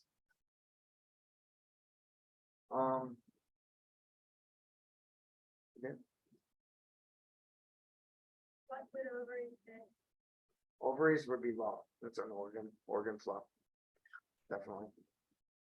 Ovaries, testicles. For sure, low resistant flow.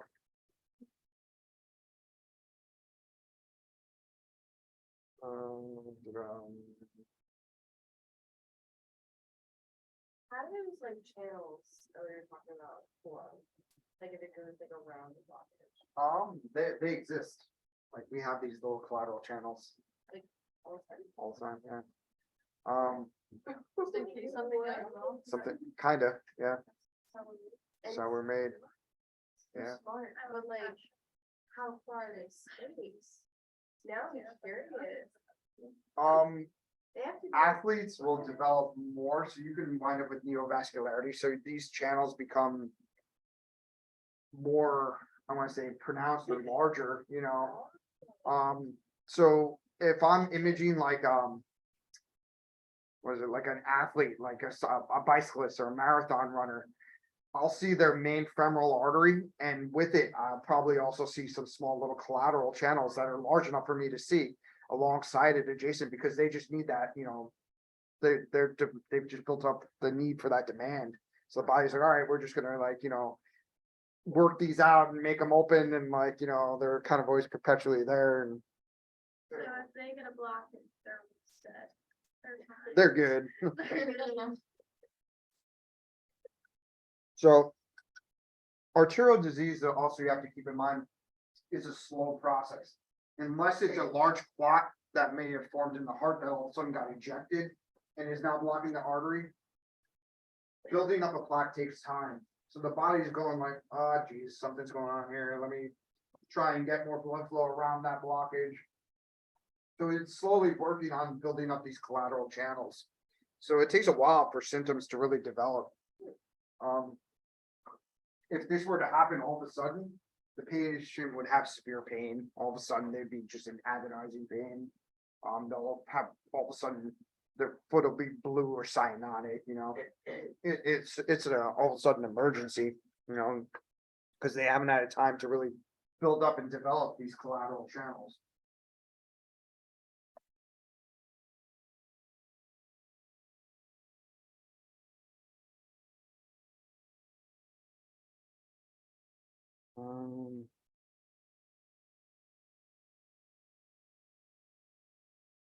This is just showing again some collateral channels, like with patients iliac, sorry, yeah, coronary femoral artery absent.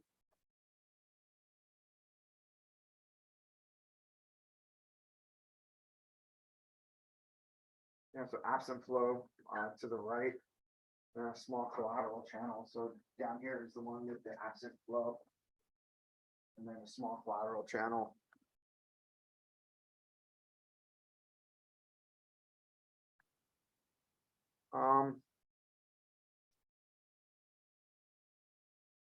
So in this case, the patient had an occluded femoral artery in the thigh. So the proximal SFA, so proximal thigh is occluded, but their popliteal artery, they demonstrate popliteal artery flow that is reconstituted via these collaterals. So those collaterals kind of flew back, connected back into the popliteal artery and allowed for flow to be seen down the foot. So normally in these peripheral vessels, we expect to see triphasic waveforms. But in this case, since he had an occlusion and is only fed by these collaterals, we have what we see as low resistant flow, monophasic. So if you kind of think about it in the respect that like the major supply of blood flow is blocked from getting down the leg, the muscles of the leg still need a significant amount of blood flow. The vascular bed, you know, like in the foot or the calf, became so vasodilated because it was just starving for blood that the body just opened up these vessels, made it a lower resistant vascular bed to allow for this continuous forward flow of blood flow. So a vascular bed changed from something that typically is high resistance to something that is now low resistant because of that blockage. So when we get more into arterial, looking at the duplex and some of these exams, we'll learn to realize and read these waveforms. So if we were imaging, so above the level of the SFA would be our common femoral artery. If we saw a high resistant waveform or maybe a dampened waveform with no diastolic flow, high resistance. And then all of a sudden we come down and we're getting low resistance, something happened along the way to change that waveform so drastically. We have to go back and find that blockage. So that's where we come into play, and we're looking for those stenoses or those blockages that could potentially cause these waveforms. So by the end of this semester, we're gonna be able to look at these waveforms, see, all right, that's not normal for what we should be imaging. Yeah. Oh, you can finish what you're saying, yeah. And then we're gonna be like, all right, where could that disease potentially be? What could be the cause of what we're seeing these waveforms? So we'll get a better understanding. It's just pulse wave Doppler, from a collateral channel.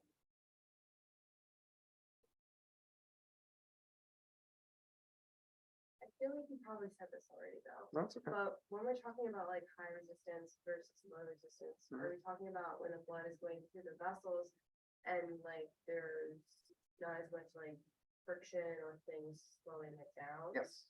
Okay. So for like in this instance, it could be, we said those arterioles are what really control that resistance. So in our cath, we have got a lot of those little arterioles that are kind of keeping the vessels constricted and creating that resistance. So in this case, the patient had a major blockage here. His lower half of his legs are starving for blood flow because Okay, it's so not getting there. That's what you're saying. So those arterioles are now relaxing and opening up those arterioles, to try and get flow there. So instead of having I'm just making little circles, those arterioles are relaxing and making the vessel much larger. So you're now have much less resistance of flow. Because that vessel radius, is larger. You're trying to get more flow volume to it. So the body's compensating and relaxing and vasodilating. So because those vessels are now dilated, it's now a lower resistance to flow. So you get that diastolic flow now. The body wants it, so it's trying to keep itself alive by doing that.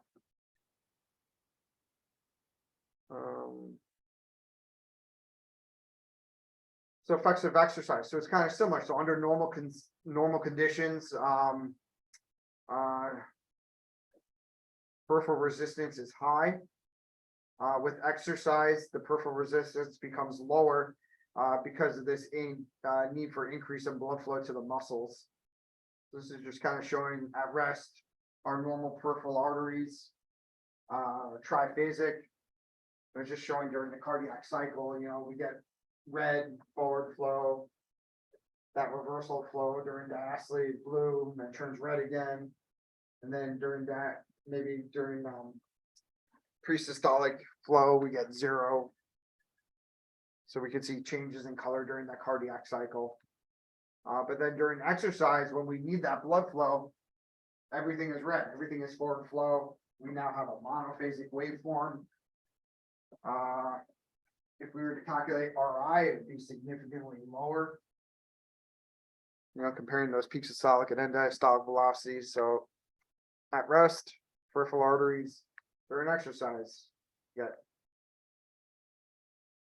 we get low resistant flow because the body needs that flow.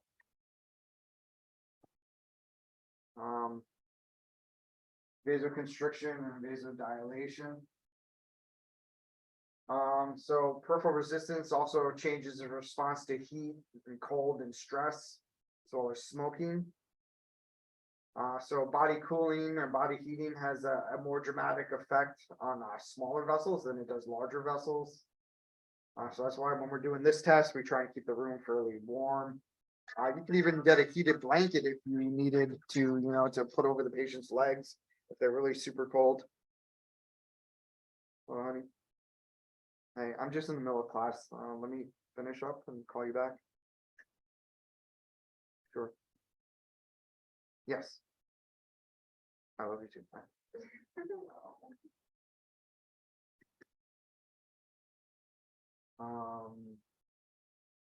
Yeah, what am I doing?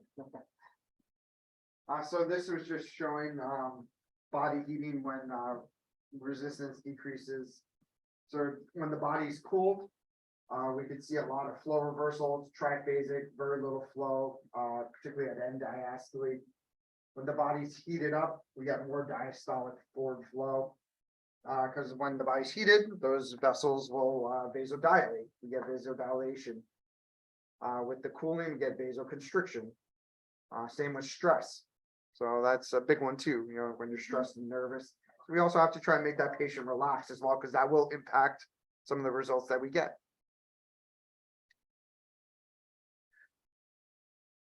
Vasoconstriction and dilation in the arterioles. Yep. There we go. So high resistant waveforms. What's the RI on that one? 1, good. So there's no end diastolic flow. So as long as my end diastolic velocity is 0, RI is always going to be 1. That's the highest resistance we can get. Nothing higher.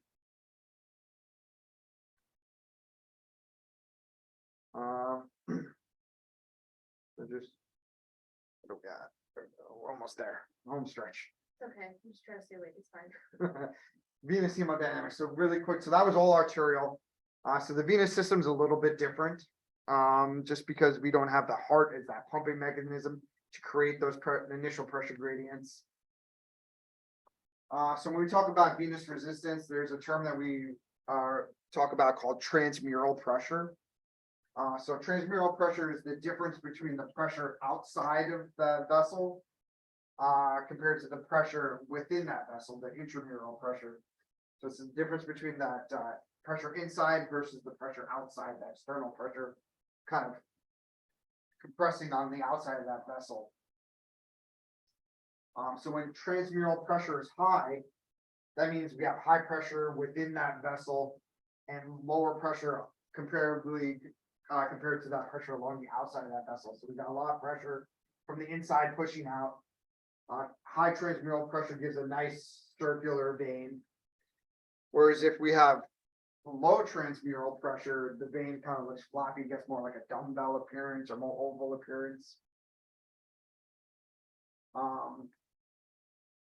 Veins are compliant, meaning we're able to compress them. We should be able to compress them fairly easily, just because they have much lower pressure than the arteries.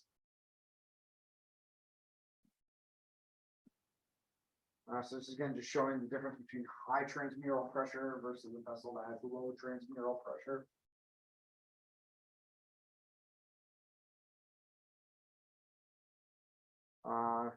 So we said again, veins are that capacitance system or reservoir for that circulatory system. So again, about 60% of our blood in our circulatory system exists within the venous system.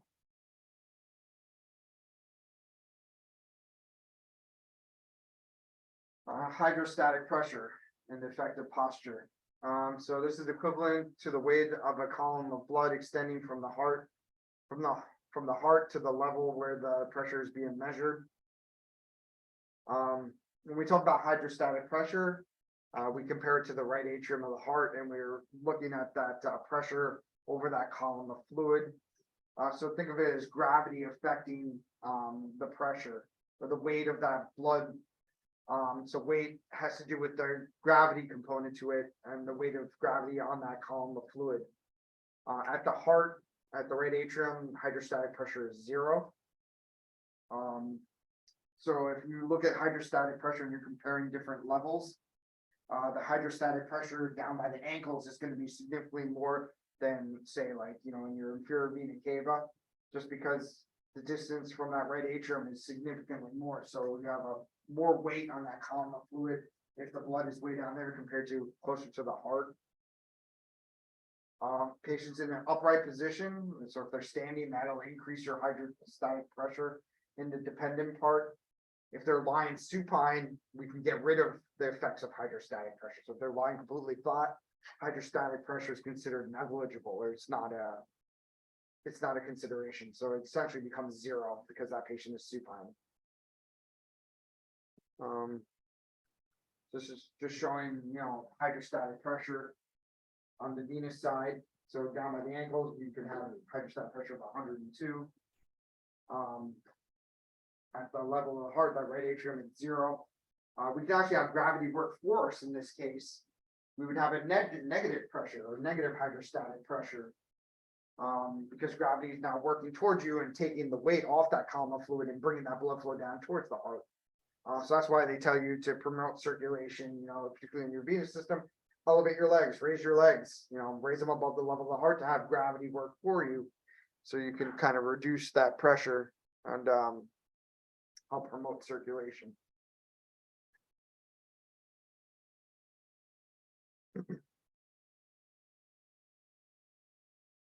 Pressure volume relationship. So the shape of the veins is determined by the transmural pressure. Veins are very compliant, meaning you can compress them at low pressures, but they can become quite stiff when there's very high transmural pressure. So we'll see there are patients that have dialysis fistulas where the artery is connected directly to the vein. And because of that, we now have very high pressures within that vein. Those veins are very, very hard to compress.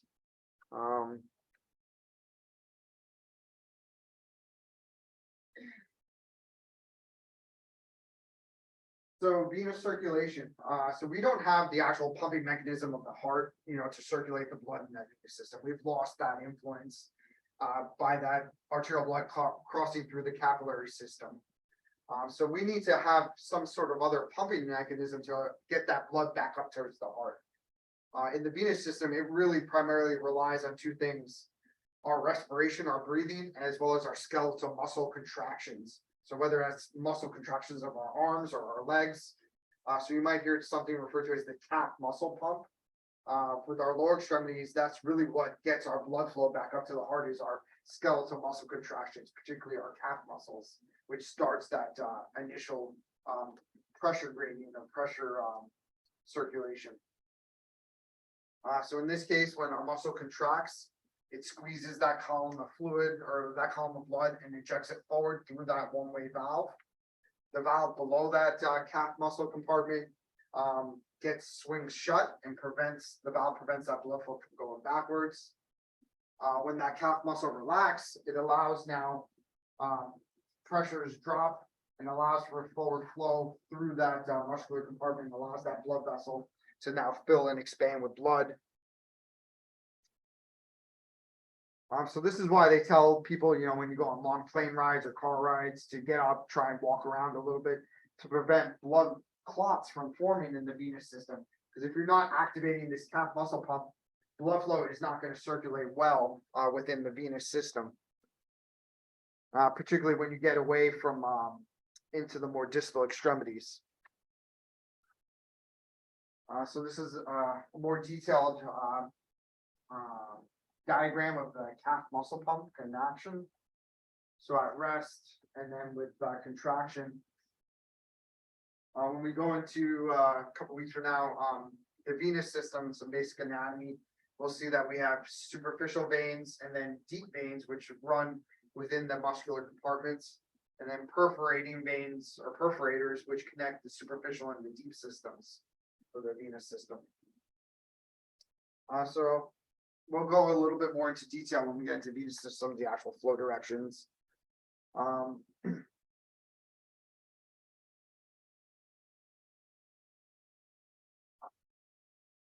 this is going to be on the boards. Lock it up if they want to know your understanding of venous circulation with inspiration, expiration, and Valsalva.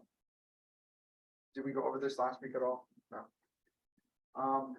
So with inspiration, the best way I remember it is, what is the diaphragm doing, and how is that diaphragm impacting the two cavities, the thoracic cavity and the abdominal cavity. So with inspiration, you take a deep breath in, your diaphragm is going down. So your lungs are expanding, your diaphragm is going downward, and it's compressing your abdominal organs. So when you take a deep breath in, everything shifts down. Your kidney, your liver shifts down. You get good abdominal images. That's why we tell them to take a deep breath in. It's kind of, your diaphragm's coming down, it's shifting everything downwards, compressing your abdominal organs. So when it does that, you're creating high pressure in your abdominal cavity. So deep breath in, diaphragm's going down, squishing your abdominal organs, creating higher pressure down here.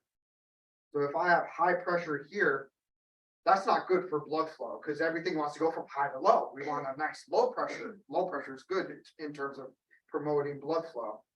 So that deep breath in is creating high pressure in your abdominal cavity. So that's going to decrease lower extremity flow. So blood flow trying to come back up the legs in that venous system is encountering higher pressure all of a sudden with that inspiration. So that's going to slow down your venous return from the legs, decrease blood flow coming back from the legs. That kind of makes sense. We talked about it in physics. Talked about physics. All right, Yeah. cool. A So lot of us did. A little bit. So then conversely, we have upper extremity, so that deep breath in, diaphragm goes down. That now allows the lungs to be able to expand. So we have lower pressure now in the thoracic cavity with that deep breath then. So a nice big low pressure here. That's good for flow. We want low pressure. So that's going to increase flow for our upper extremities. So then you just kind of flip it for expiration. So just kind of just picture what that diaphragm's doing. When we exhale out now, diaphragm's coming up, it's compressing the lungs, creating higher pressure now. So that's going to decrease the blood flow for the upper extremities, but it's going to create lower pressure. The abdominal organs have room to expand now. We have lower pressure in the abdominal cavity. That'll increase the flow for the legs, coming from the legs. Valsalva maneuver, you guys familiar with Valsalva, how to do it? Yeah, good. So Valsalva, we're both increasing thoracic and abdominal pressures at the same time. So we're creating high pressure in both thoracic and abdominal cavities. So that should either decrease or cause a cessation or stoppage of flow for both the upper and lower extremities. We'll see how good you guys are with Valsalva when we have to do it in lab. You're actually doing it properly. What do you mean by that? So we're gonna try and cause stoppage of blood flow by having you guys Oh. Valsalva. We'll see if it actually works, if you're doing it properly. I know there was a wrong way to do it. Yeah.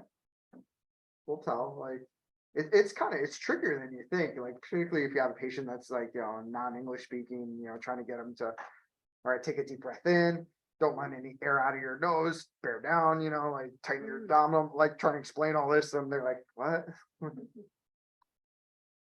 And then get a translator to try and get them to do it, like, forget it. Venous obstruction. So in the veins, when we talk about obstruction, we are essentially talking about blood clots. So this is the red blood cells and the platelets and the fibrin all kind of being able to coagulate and form into clots. So the blood slows down, starts to pool, congeal, and form into these actual blood clots. So these blood clots are called thrombus. So when we say a vein is clotted, we refer to that vein as being thrombosed or thrombosis of that vessel. Thrombus formation is the formation of blood clots. Embolism is when those blood clots break off and travel from their original location. So the reason it's so critical in the venous system is that these blood clots that form in the veins can potentially wind up in the lungs in the form of pulmonary embolism. And when they wind up in the lungs, they can impede the blood flow in the lungs, prevent that exchange of oxygen. So you're essentially suffocating when you have a pulmonary embolism. Chronic obstruction. So this occurs months to years after an acute episode. So blood clots are typically going to be an acute condition or something that happens acutely. So they can happen fairly quickly over a short period of time.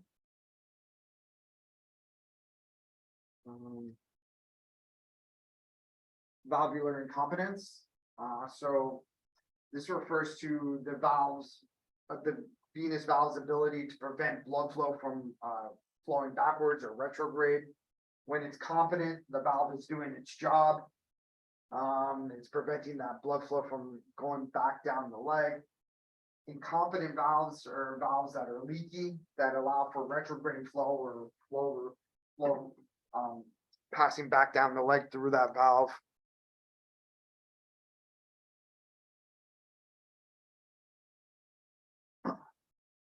Effects of edema, so if that calf muscle pump is ineffective, or if the patient has incompetent valves or leaky valves, this can create increased venous pressure.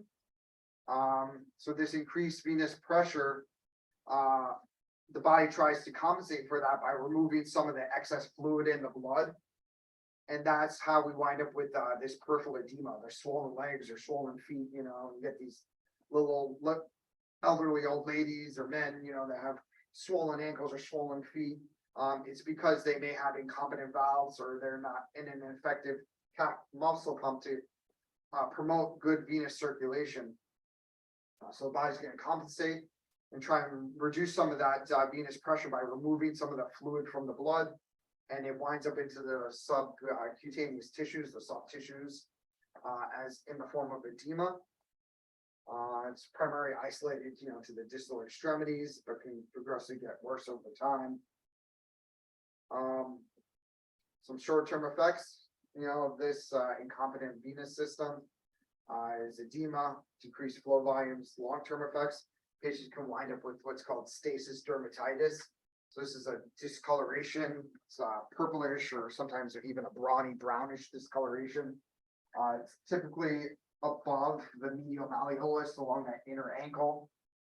So we'll see when we get into the venous system, it's an area referred to as the gator zone. You can also wind up with ulceration, so venous stasis ulcers, breakdown of that tissue.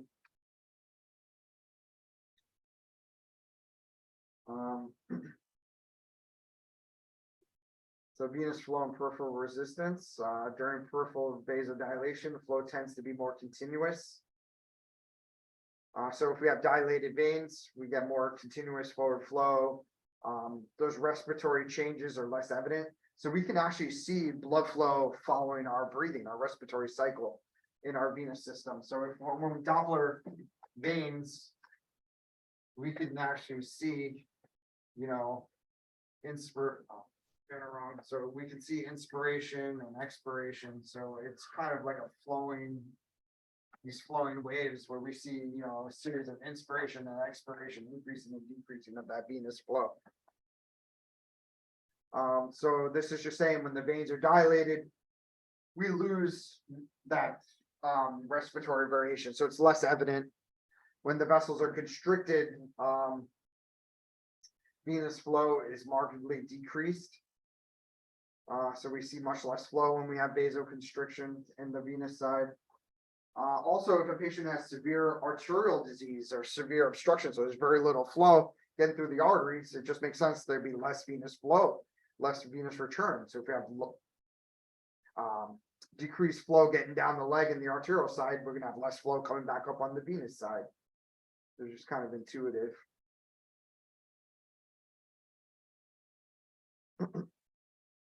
When we're looking at the venous system, we can detect things like congestive heart failure based on what that venous flow looks like. So congestive heart failure, it's usually left heart failure. We wind up with increased venous pressures. So these increased cardiac pressures are translated into the venous system. So basically, when a patient has congestive heart failure, the venous flow becomes what's called pulsatile.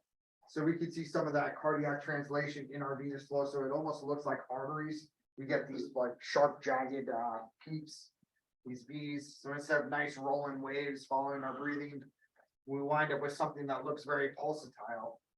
So when venous flow looks pulsatile, we're getting influence of that heart.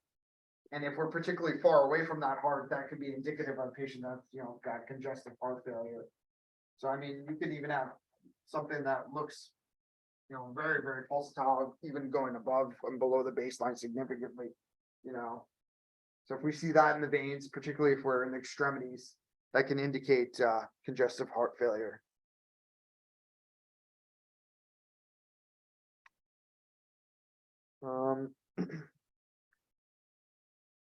So anemia. So just the term anemia refers to a decrease in the number of red blood cells or less than normal quality of hemoglobin in the blood. So this affects the oxygen carrying capacity of the blood. So anemia is the most common blood disorder. Can lead to hypoxia, lack of oxygen in the organs. So there can be several different causes for anemia. So someone could be anemic because they're hemorrhaging, they have excessive blood loss, maybe they have a internal GI bleed, they're bleeding somewhere in their body. Maybe they're actually hemorrhaging, they've cut themselves and they're just bleeding out. So they could have a low hematocrit level because of that, a low hemoglobin hematocrit level. Anemia can be caused by hemolysis or excessive destruction of red blood cells. So in that case, I think of someone with sickle cell anemia. So the red blood cells aren't formed properly, the body's going to try and destroy those red blood cells that aren't formed properly. This could lead to anemia. Or it could be a result of hematopoiesis. So this is a deficient red blood cell production. So maybe someone's got some sort of issue with their bone marrow, maybe some sort of leukemia or bone marrow cancer.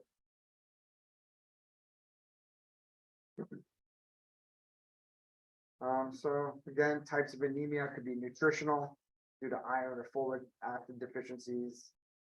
Again, we say aplastic anemia, a defect in the bone marrow. Renal anemia, this is, has to do with the kidneys, pathological defects in the kidneys. Hemorrhage, rapid blood loss. The hemolytic anemia, so sickle cell is that big one.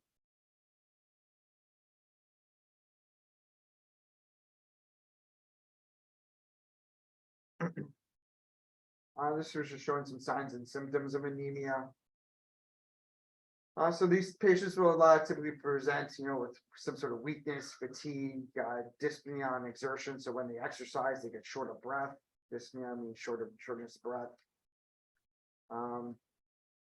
Severe cases, they might have palpitations, chest pain, claudication, which is cramping in the muscles. They might have a bounding pulse. You might hear heart murmurs. Some physical exam, so they might be pallor, they might have paleness to them. There might be this condition where they get this like a spooning of the nails or thin nails. They might present with jaundice, leg ulcers, picked up on their diagnosed by their CBC blood counts. They might have bone deformities. Kind of going fast.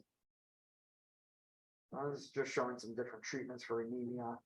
But again, depends on the type and the condition or the cause of it. So it might just be as simple as, changing their diet, using supplements like iron supplements, changing diets like dark green leafy vegetables, things like kale, broccoli, spinach.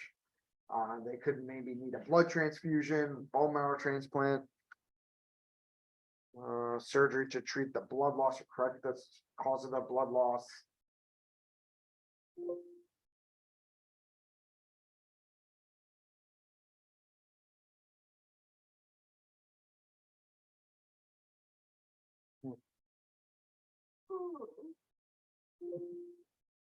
Amen. Next one, no, God, no. I'm all over. I had to do that to the CBS students Okay. because I didn't look at the calendar when they had it during the summer. The day that they had class, 4th of July, Juneteenth, and I think they lost another day to something like. That's like almost, what, 10 weeks, that's 3 times? I think it was Memorial Day too. I think everything was on a Monday that year. And it was like, Like 1/3. yeah, exactly. So we were doing like doubling up. Yeah, it was awful. 9 hours. Okay, so you said we can sign up starting the first, like we June 1st, yeah. can't even get into it. Yep, we'll pay. What day of the week is June 1st? Was it Wednesday, Thursday? Next Thursday, what the heck, yep, All right, so or Friday. yeah, Friday when we come, I'll have everything all set up. Just remember your login password and we'll use the credit card, pay for the exam, and then you'll be clear to go on and start looking at test dates.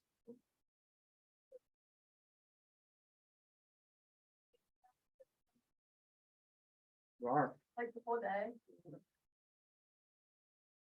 Pass, you get to celebrate. If you fail, you can go cry in the corner. Oh my god. Alright, let's make sure we do it on a Thursday, actually. Yeah, let's do it because on If I have to Thursday. get a clinical the next day after I fail, I'm not going.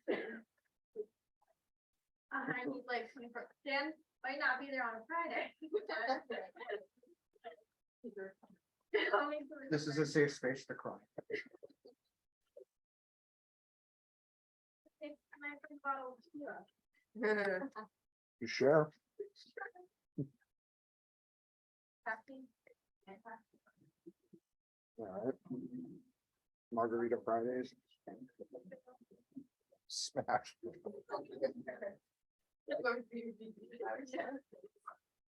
Fun. What do we can celebrate? If we both fail, Lauren has to take her. See, I do. Let's fail.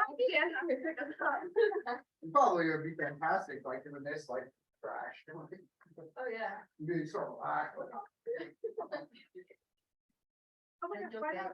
I haven't relaxed about it. I'm not thinking. It's been a long. I mean, you got an extra day, makes a huge difference.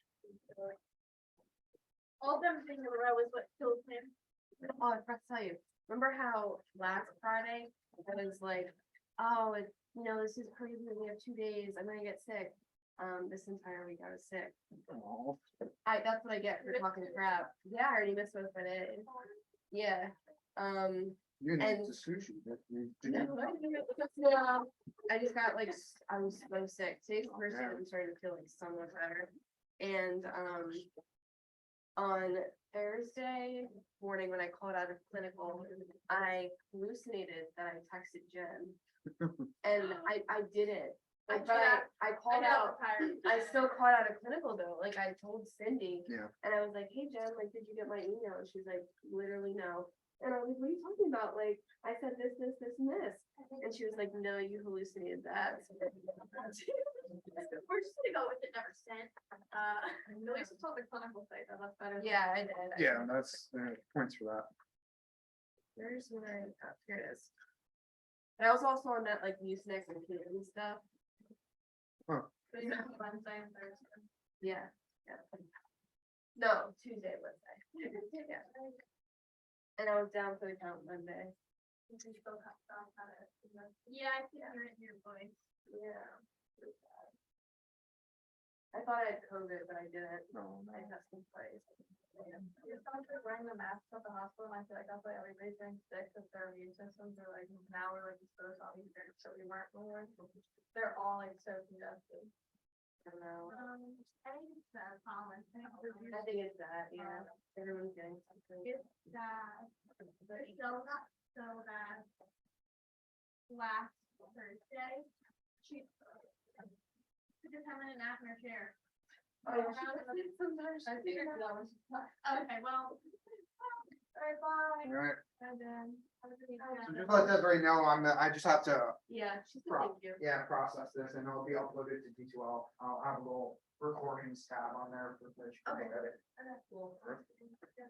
Have a safe holiday, come back, Tuesday. Maybe. Alright.